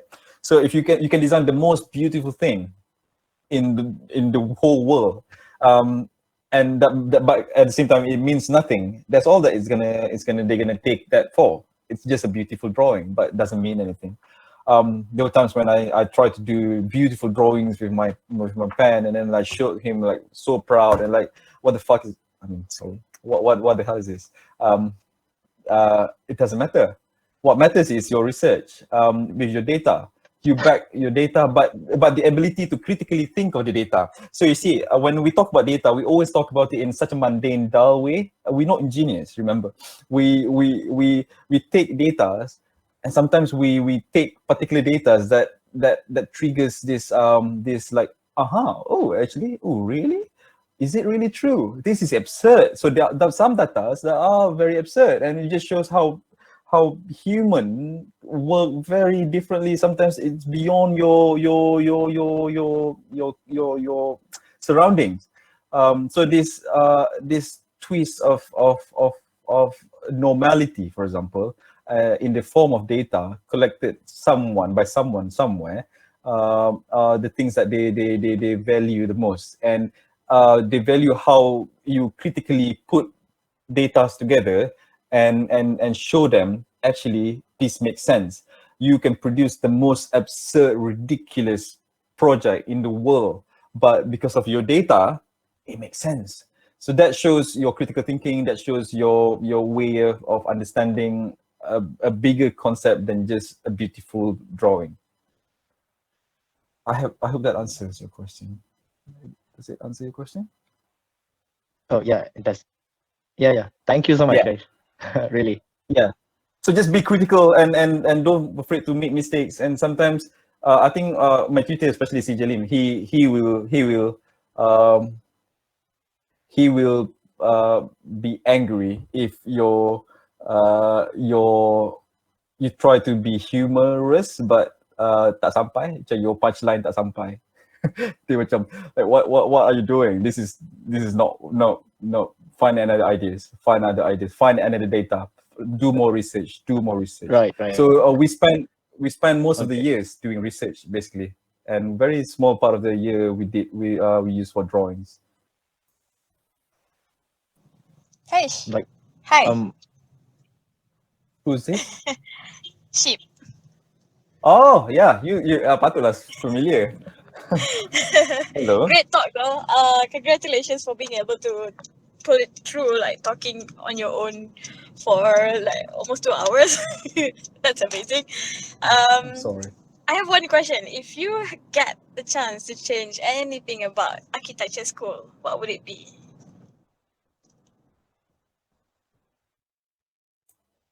But that's a very dangerous question. Oh gosh, and then especially the lecturers here. Rambut masalah.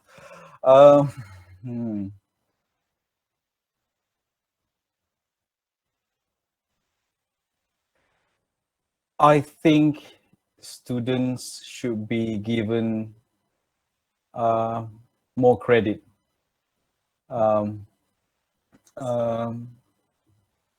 That they deserve.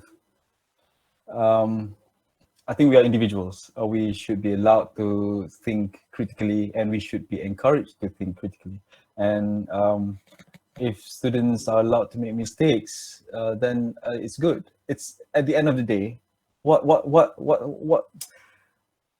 my not worry, I think that's something that I quite disagree. Not disagree lah. It's quite a strong word. Something that I hope to happen is that people understand what's the purpose of all this. What's the purpose of we going to architecture school? Is it really to self-torture, to work long hours?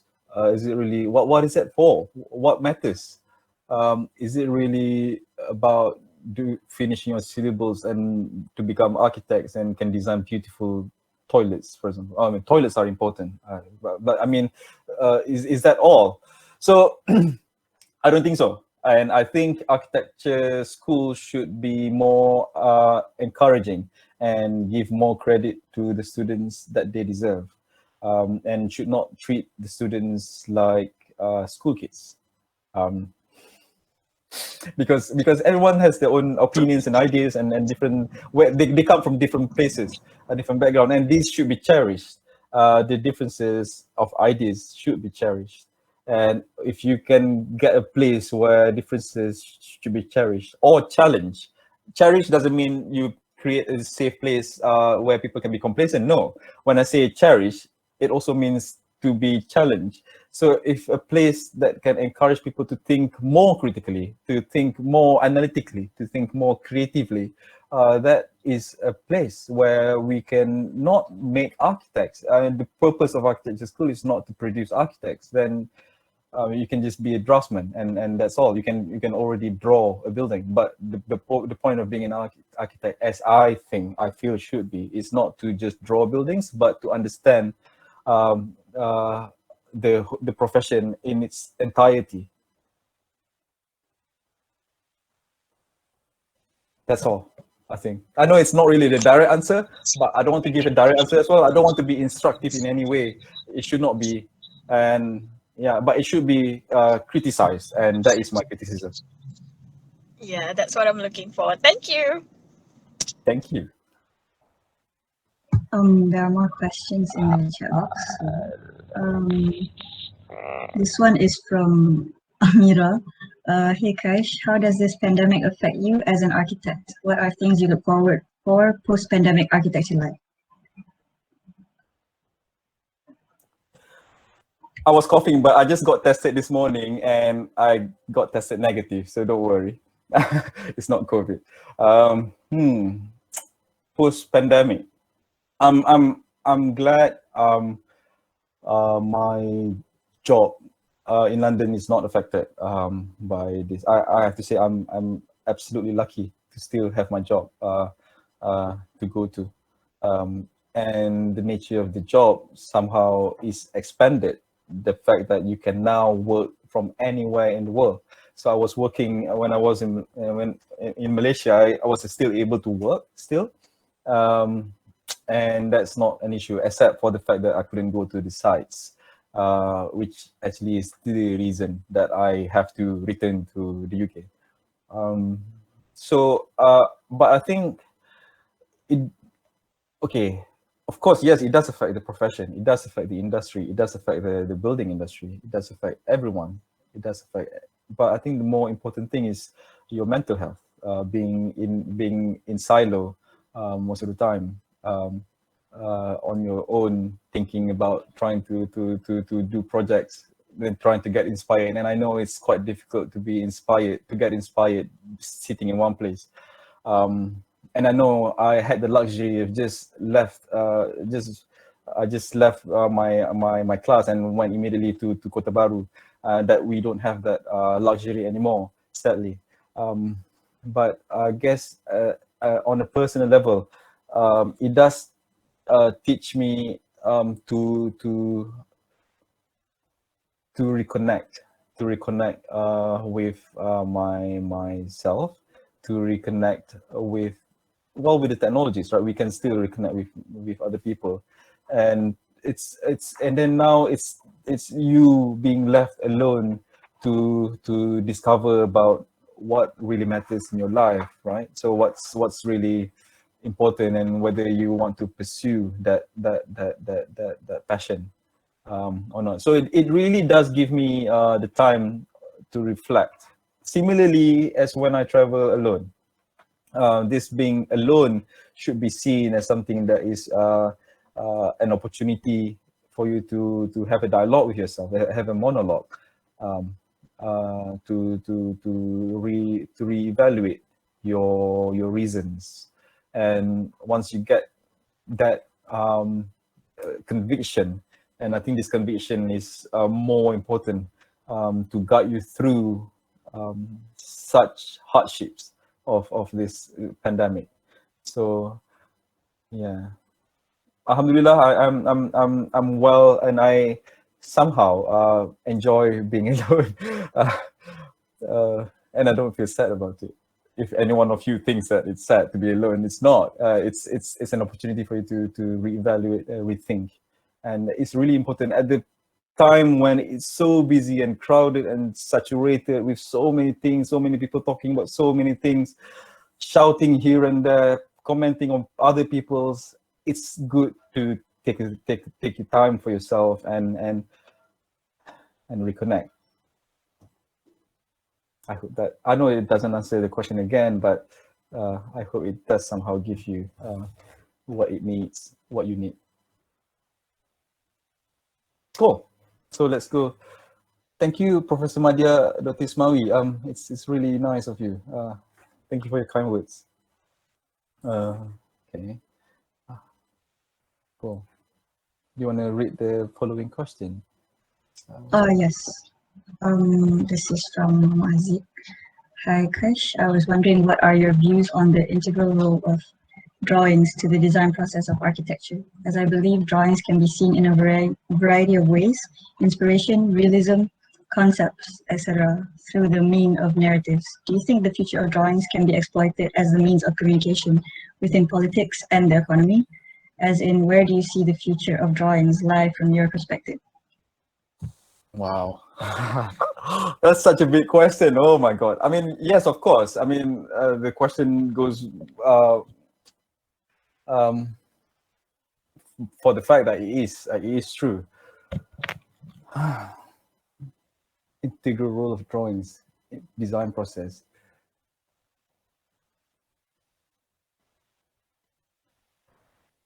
We tell stories differently, right? Some people tell stories as a writer, which I think is the best form of form to tell story. Being a sci-fi author, for example, you can make people think and imagine the whole world that is not. I wish I have the talent to write. Writing does not come to me naturally. I have to force myself to write and to make the writing speaks what I want to say.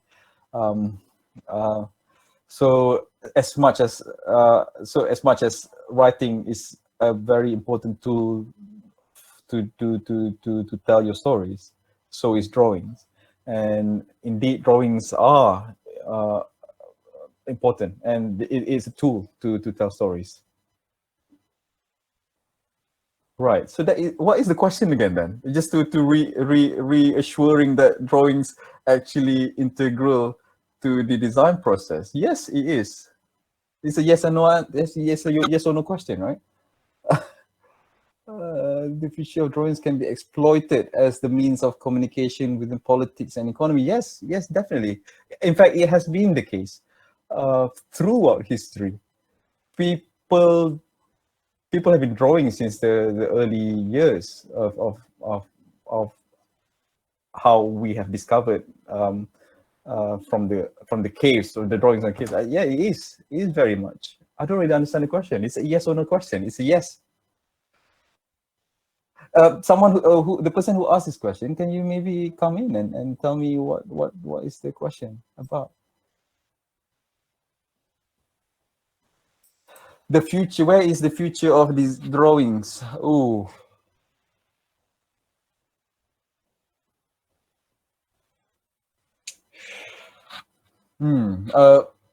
We are very visual, and drawings is maybe a way for architects to communicate mainly.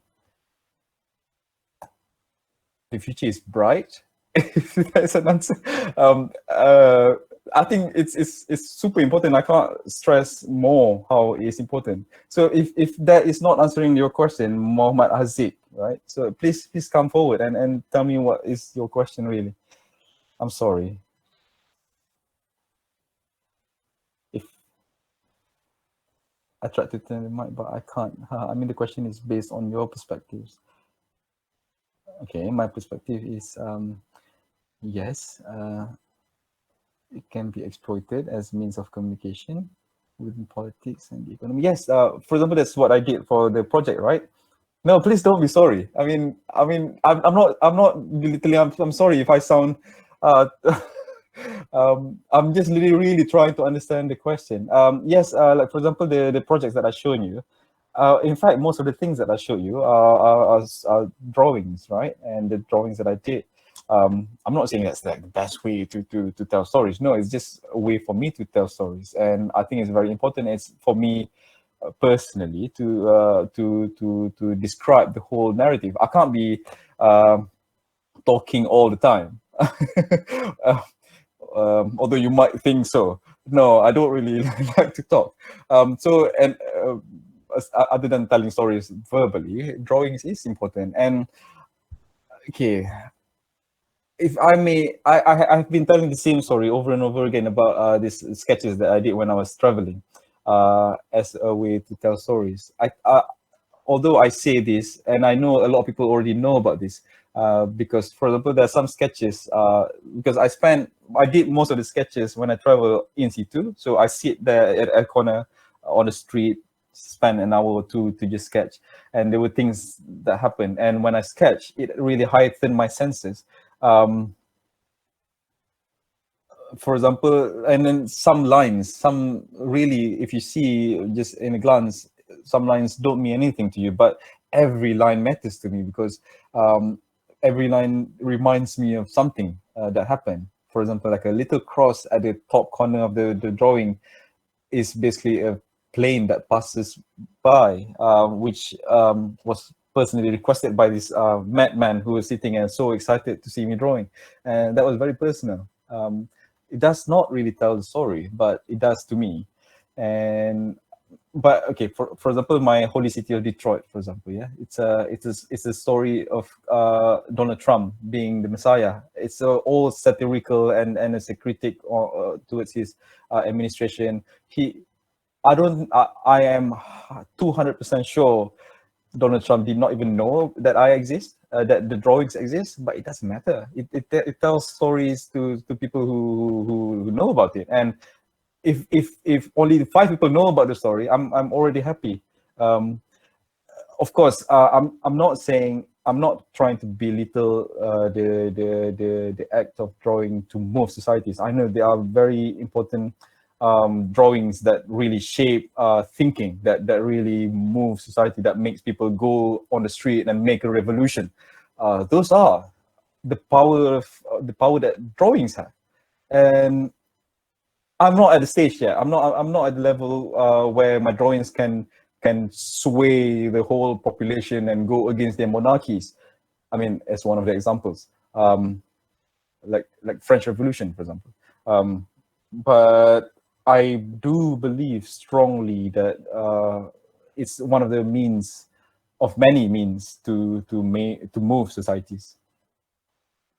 And yeah, it's a utopia, right? It's something that is the future. And the future and utopia, the idea of something that is absurd, are the things that drive people. It gives us hope and ambitions, and inspires us to think of something that is completely absurd but might help us in the future. Yeah, I hope that answers your question. I know I'm just bubbling. Not bubbling. I'm just.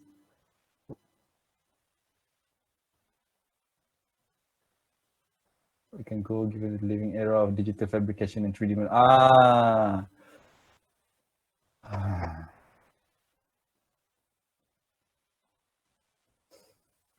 And drawings are no longer physical nowadays, right? Because, okay, let me read out loud. Yes, what I'm trying to say is that how far do you think we can go with drawings, given we are living in an era of digital fabrication? As much as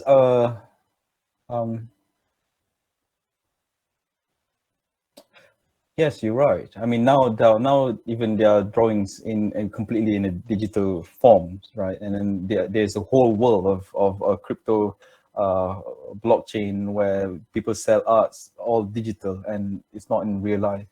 And we can literally live sitting in one place and our mind wanders around the world, and all done digitally and not physically. And drawings are very much digital.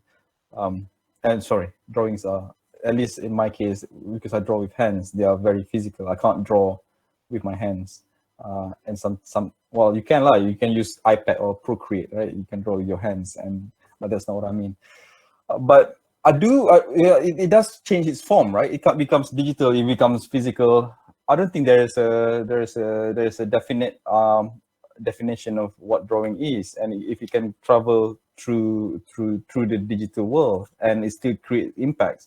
For example, if the drawings can be seen by 5 million people just by one click in a digital sphere, it does give more impact than rather than a painting placed in some beautiful museum somewhere. So the nature of it is still a drawing, but the impact is much greater. So the future is even more bigger than it is now, I think. My drawings, for example, my big drawings, they are big, they are huge. They are like 1.1 meters by 1.9 meters. And currently the physical drawings are in my tutor's office in London. But I have the digital copy, and therefore I can talk to you guys about my drawings. Without that digital copy, it's not possible. So yeah, it does play a big role, and it can be in many forms, but it can be, but it still is relevant, and it's still going to be relevant in 100 years' time. So let's go to the other question. Yes, this is from Mama Yumi. Thank you for your response to my question just now. Another question: how did your tutor react to your provocative thoughts? Some say controversial designs. I told you the story about I was failed by the tutor in Malaysia. When I said Pasar Malam is a kind of architecture. Yeah, basically that's how. I think that's something that was the point when I realized, like, oh, actually, yeah, people are afraid of different ideas. But it didn't stop me, and I continued with the idea, and luckily at the end of it, so it was like an interim create. So at the final create, we had like an external panel, and alhamdulillah, I got A for that. For the very same idea, I got D, and then the final create, I got A, which is very funny, isn't it? Yeah, I mean, they are, at the end of the day, they are a person. They have their own sets of beliefs, and they have their own sets of understanding of how things are. So do I. So does anyone else. And if we start to shy ourselves away from our own beliefs, then what's the point of doing then? So yeah. I know. Okay, I'm not saying you have to disrespect your tutor. No, you have. I mean, we have to appreciate and respect our tutors. But when it comes to what you believe in, you should not simply change that because you want to please someone, be it your tutor, your friend, or anyone. Yeah. And then if you do that, then what's the point of doing it in the first place? If you do something to just please someone, might as well don't do it. I know it's not answering your question, but that's my answer. Solitude is bliss. Okay, yeah, that's true. Cool. That's all the questions, right? Oh, there's more actually. Yeah. I'm sorry, I'm taking so much time. Is it? Do we have like a time limit, or when do we need to stop? No, it's. I can go on. If you guys have questions, just shoot. I don't mind answering until like tomorrow morning. If you guys want. But yeah, let's crack on. Okay. This is from Hazwan. Oh, does someone else want to ask a question first? Hi, Yeah. sorry. I just want to ask a quick question. This one is actually basically just like your point of view. Hi, I'm actually Tajuddin Zaham. So Yeah, hi, Tajuddin. hi. Okay, just for your point of view, because you already practice in overseas. So do you have like a preference, like saying like overseas practicing firms are different from in Malaysia itself? So it's like some people are already like planning on migrating, on staying overseas. Do you have like some of your opinion, like staying there? How is it like? How is the environment? How's the people, and also how's the working experience there? It's just a common thought on the general thing. Yeah. Thank you for the question. Yeah, this is a very technical question. It's good, so it can be answered. I only practice in Malaysia as a Part 1 architect. So and then I practice in London as a Part 2 architect. So the tasks are naturally a bit different. But the difference is other than the cultures, right? The cultures can be budaya can boleh dipupuk. Cultures can be initiated. But let me start with that first. For example, the working culture here is long hours and and very demanding, I have to say. I was not at all complaining because I knew that's what I needed to learn. So the learning curve was exponential. When I joined Veritas, the working hours are crazy, and I know it's going to be for 4 months. I just suck it up and just learn as much as I can. But and then and for example, the place that I'm practicing now is very different. In fact, like 2 weeks ago, one of the associates called me at 6 o'clock sharp, 6 p.m. on Friday, just to make sure that I stopped working. So I was clearly like 6 p.m. is the time where we stop, but I was doing something else just to finish off some things. And it's like, okay, no, this is the time where you should stop. You should stop, and this is already your weekend. You should enjoy your weekend. So they really appreciate time. And time is used very efficiently because of that. There's a certain amount of work that you need to do within a certain time that you already promised your stakeholders or your clients to complete certain tasks. And you know this more than anyone else. So, and then everyone respect that. You should use that time to make to do the work, so that your client or know that you need that time to do the work. They can't just simply ask you to make the whole thing half the time. That's just not acceptable. In fact, unheard of, I think, in where I am working now. But I know it happens many other places. So that has to change. That is not, we work, and we work is just not to serve greed. I mean, we are humans as we are humans first, and our professions are not, we should not be defined by our profession.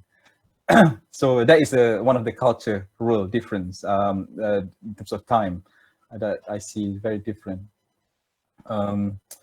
In terms of the whole system, for example, it's also very different. I noticed, I think this is very naive, maybe a very shallow understanding of the system or the field here in Malaysia. But I realized that the clients always have the upper hand, while even the local authorities don't have that much power, which is surprising. And I know, we all know, it's because basically money talks.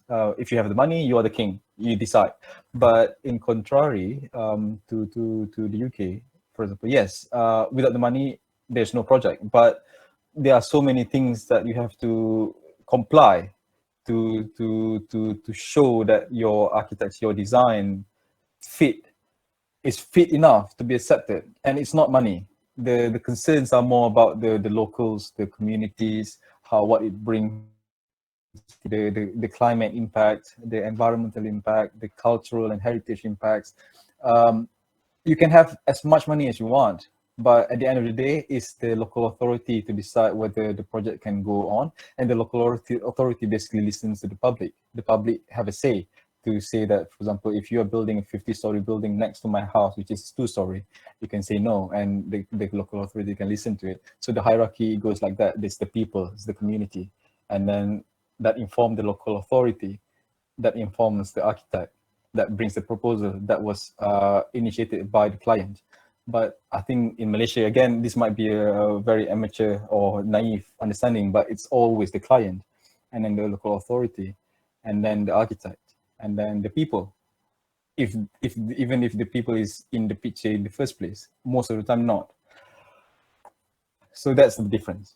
That's a very that's a structural difference that needs to be talked about and understood and changed. I say this. I hope that answers your question. Yeah.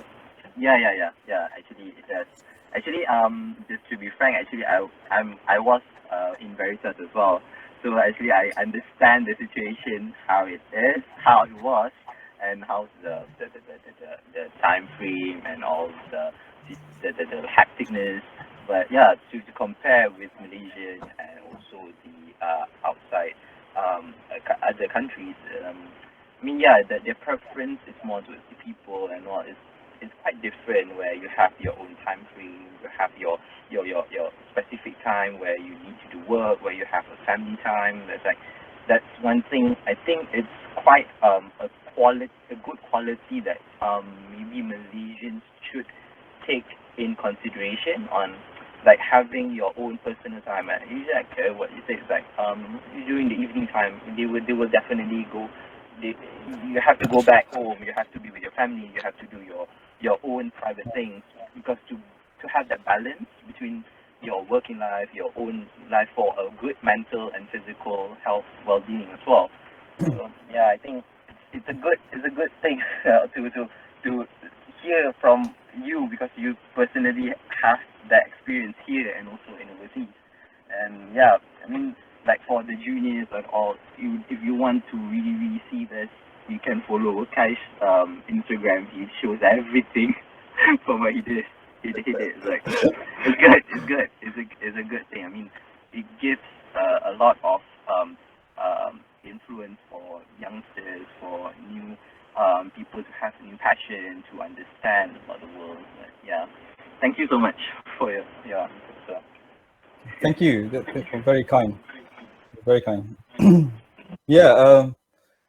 But again, the culture can be budaya can be pupuk, as I said earlier, right? About time. I'm not saying all practices in London are all like that. Some friends of mine also struggle to balance the work and life in terms of time. But yeah, some places, I'm sure some places in Malaysia as well, do appreciate and respect your time and work-life balance. But I guess, yeah, if we have that sort of mutual understanding, then we sort of going to the same directions, and that's what is important, I think. Cool. Let's go to the following question. May I know what is the main factors that drive you to continue your masters at the Bali despite having faced financial hardships at the starting of your journey there? That's a good question, actually. I wanted to go to the Bartlett because I heard stories how the Bartlett is very different than local universities, and if there's anything that I want just to pursue my studies in architecture in my Part 2, is that it's a complete different, fresh understanding of architecture.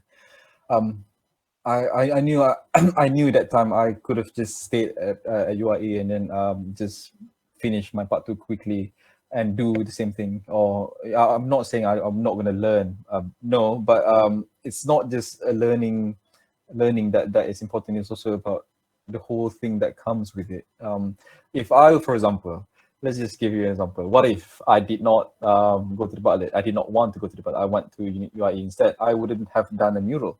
I wouldn't have done my journey. I wouldn't have traveled. I wouldn't have slaved myself for a whole year to earn money. I even had a hashtag pelacur seni or paying his way to the butler, as my friend just now, Izian, introduced. Those things wouldn't happen, and I would have been a completely different person.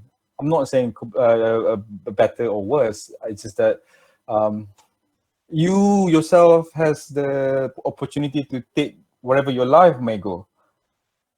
You can be good at one thing and then be complacent and happy and have a beautiful life, or you can push a little bit harder because you know you can, or you know you want to, and even if you die, even if you fail in between that, trying to achieve your ideals, I think I'll still die happy, rather than being complacent and settled for lesser. Yeah. I hope that answers your question. And then my second question would be, do we have any sort of insecurities throughout your studies there? As I believe the peer pressure would be tremendous being there. And how do you cope with it? Oh, yes.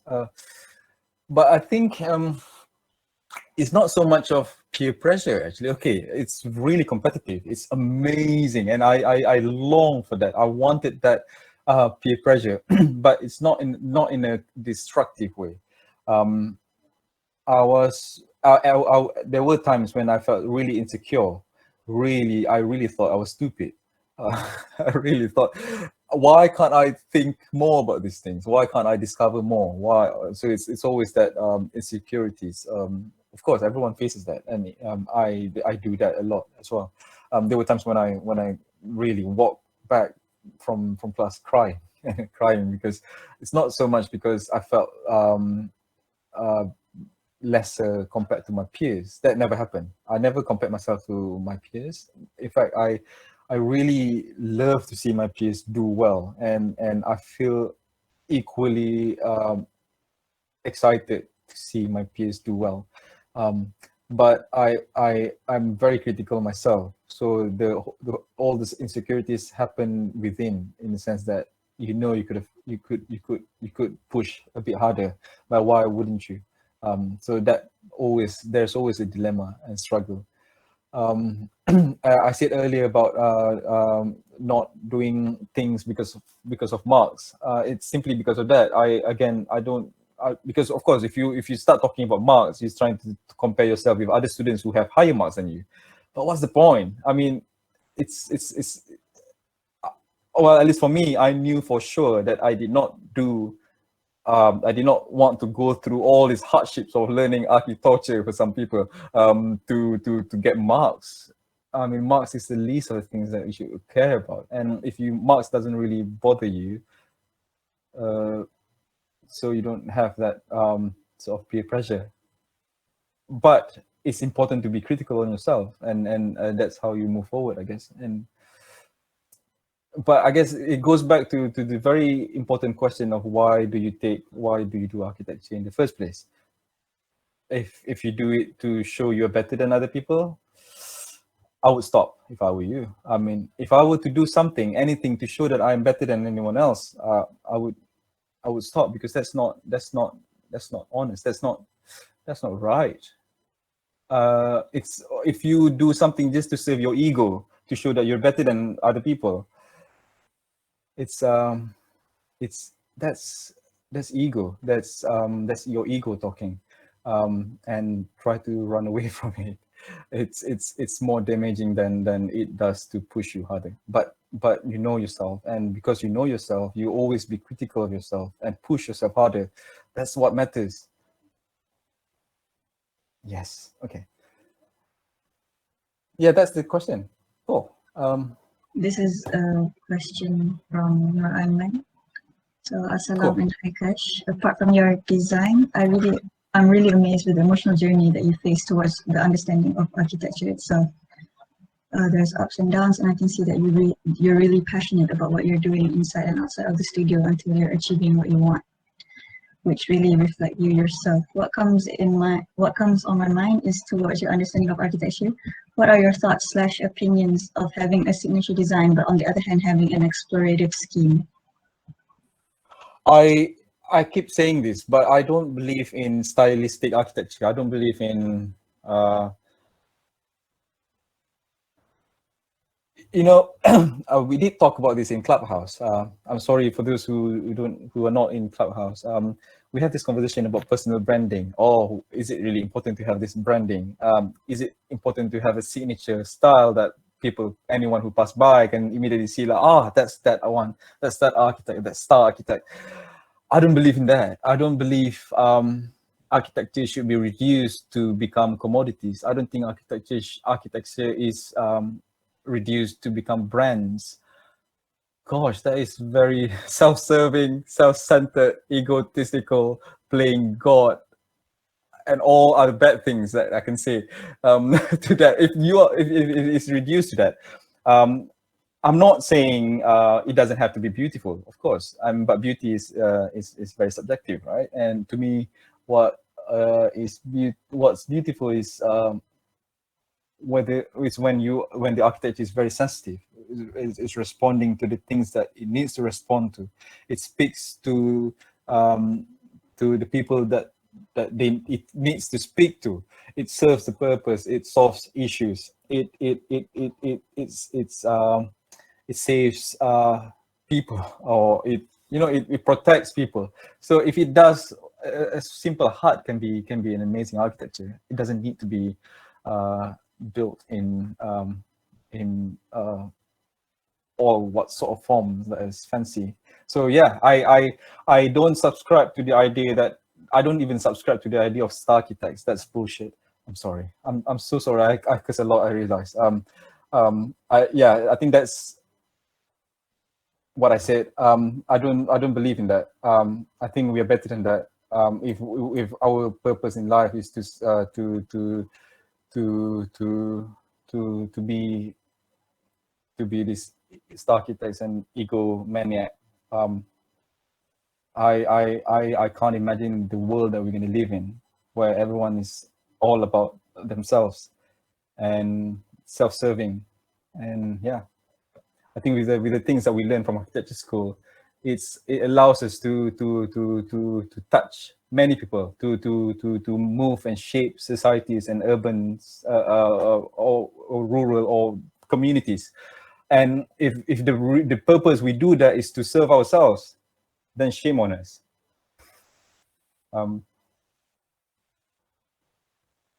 Yeah, I hope that answers your question. Here's another question from Irfan.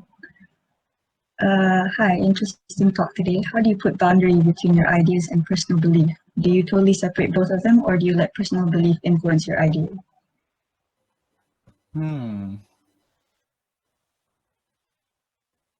I don't know, how do you separate that? Let me read again the question. Boundary between your ideas and personal belief. It's from the same place, right? It's your brain, no? Do you totally separate both of them, or do you let personal belief? Okay, that's the question. So do you separate them, or do you let both influence each other? I think I'm the later. I think I am an advocate of doing things that you believe in, and as much as I have very strong sets of beliefs, for example, framework or this worldview, I do also appreciate when someone else has their own worldview and beliefs, sets of system that they believe in. So it's important to live with convictions than to live for other people, I think. So if you have these sets of beliefs and it does influence your thinking, then sorry, if you have these sets of beliefs, of course it affects your thinking. If you notice, I think I have this sort of similar thread of thinking. It's almost like a political view that I sort of developed through time. For example, the urban fish farm. It's all about ecology. It's to be ecological, for example, to protect the nature, to protect the ecology, to raise up everything. It's so ridiculous, but I would rather be ridiculous and serve my belief to still save the ecology than not be ridiculous and accepted by other people and lose what I believe in, which is to save the ecology. I would, and then after that, I did this Rhizome, which destroys the whole of river. And I'm sure it's not going to happen in 100 years. No one's going to buy that project. But because I believe that it needs to be, the river is important, integral part of the life, and there are people suffering in the city, and I believe in that strongly. And so I wouldn't how do I say, let my personal belief in that regards be changed just because I want to make something that is beautiful by some others. So yes, it does have to influence your belief, I believe. Sounds funny. Cool. That's all. Wow, we finished. So if you have any question, okay, I don't want this to be like one-way thing. I know this session is with me, but I really appreciate if you throw opinions, if you say that you hate the topic, you think that you disagree with me. I am absolutely open to that. That is what I cherish. And please, if anyone disagree with me, please come out and say that. Yeah. Don't be shy. I mean, you should not be shy. It's you're graduating already, right? Some of you, so it doesn't affect your marks. So please say what you feel. Please say what you believe. Yeah, let's just be honest with ourselves and each other. Okay, ada soalan lagi? Tak ada dah. Is there anyone else who would like to ask directly or through the chat? Okay, Assalamualaikum Kash. Waalaikumsalam. Is this Alright. Fiko, Waalaikumsalam. Okay, alright. It's a very good sharing indeed. Very good. At least the students get better picture. Sekejap I think my internet is breaking. Sorry. Sorry, can you say again? Alright. It's a very good sharing indeed. Dengar kan? Dengar clearly? Yes, dengar. Alright, alright. So it's a very good exposure students dapat from you. I just want to highlight on your something about the concept that lecturers doesn't really like it, something like that. It's actually true, memang betul. Because we are human being, okay? Art is something, design is something, okay? Art, maybe some people say this is good, this is bad. They have their own preferences. But design, everybody will agree, oh, this is good, this is nice. So because people get a clear but better understanding because of the design itself, whether it's functional or not, right?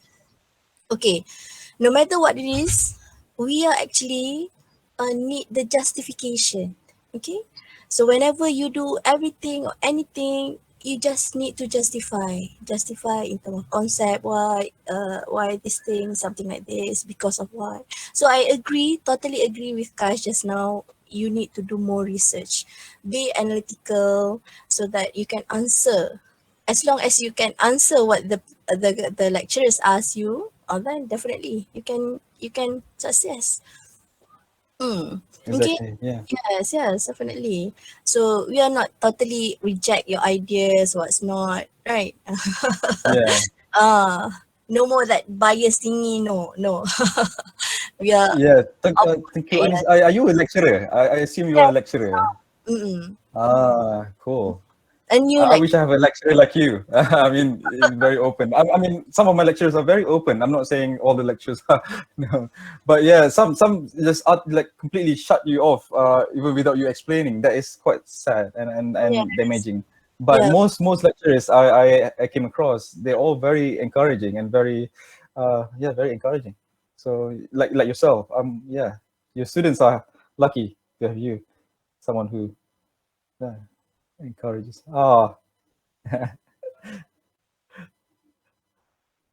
Thank you.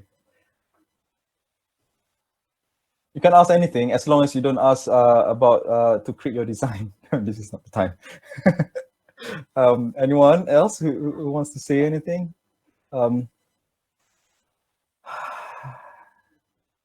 Yeah. And I think I listened to talks by Not to Scale and Adra, and they said about how it is no longer important wherever you study. It is very true.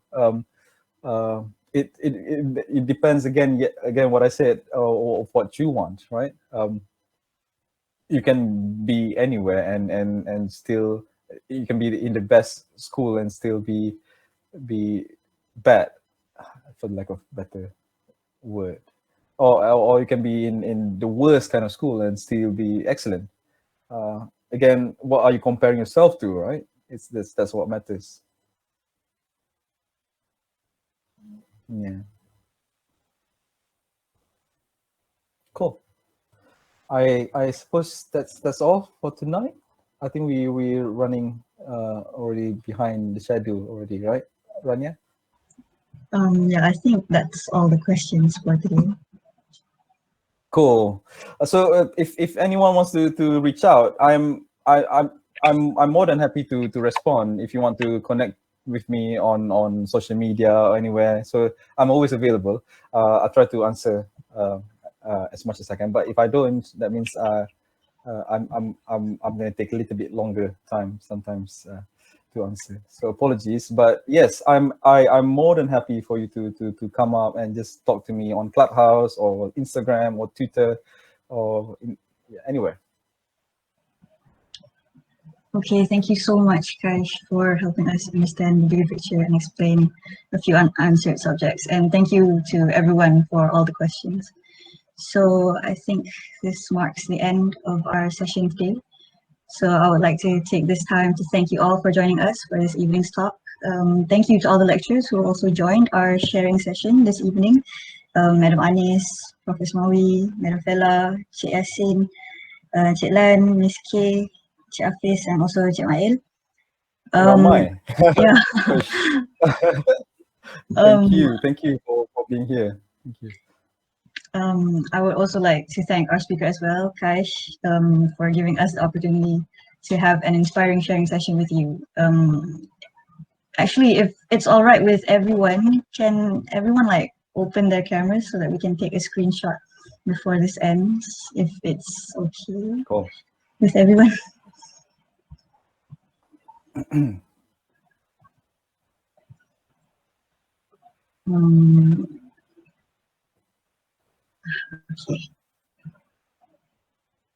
If someone even is in the car, that's amazing. I love this sort of setting.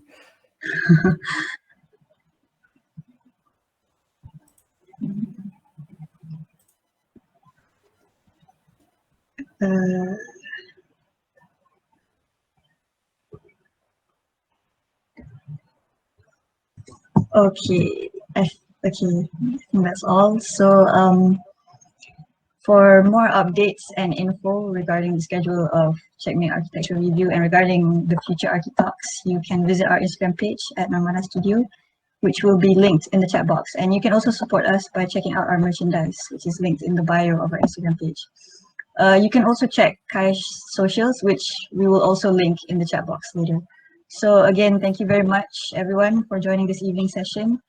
It pains me to bid everyone a farewell, so we hope to see you guys again in the future talks. On behalf of Checkmate, we sincerely apologize for any inconveniences that have or may happen in the not too distant future. So we will end the night with Tahlil Kifarah and Surah Al-As. Good night and Assalamualaikum. Thank you so much, guys. Thank you so much, everyone. Thank you. Congratulations on your graduation. Thank you, Kash. Thank you, Rania. Thank you, everybody. Bye. Thank you, Madam Anis.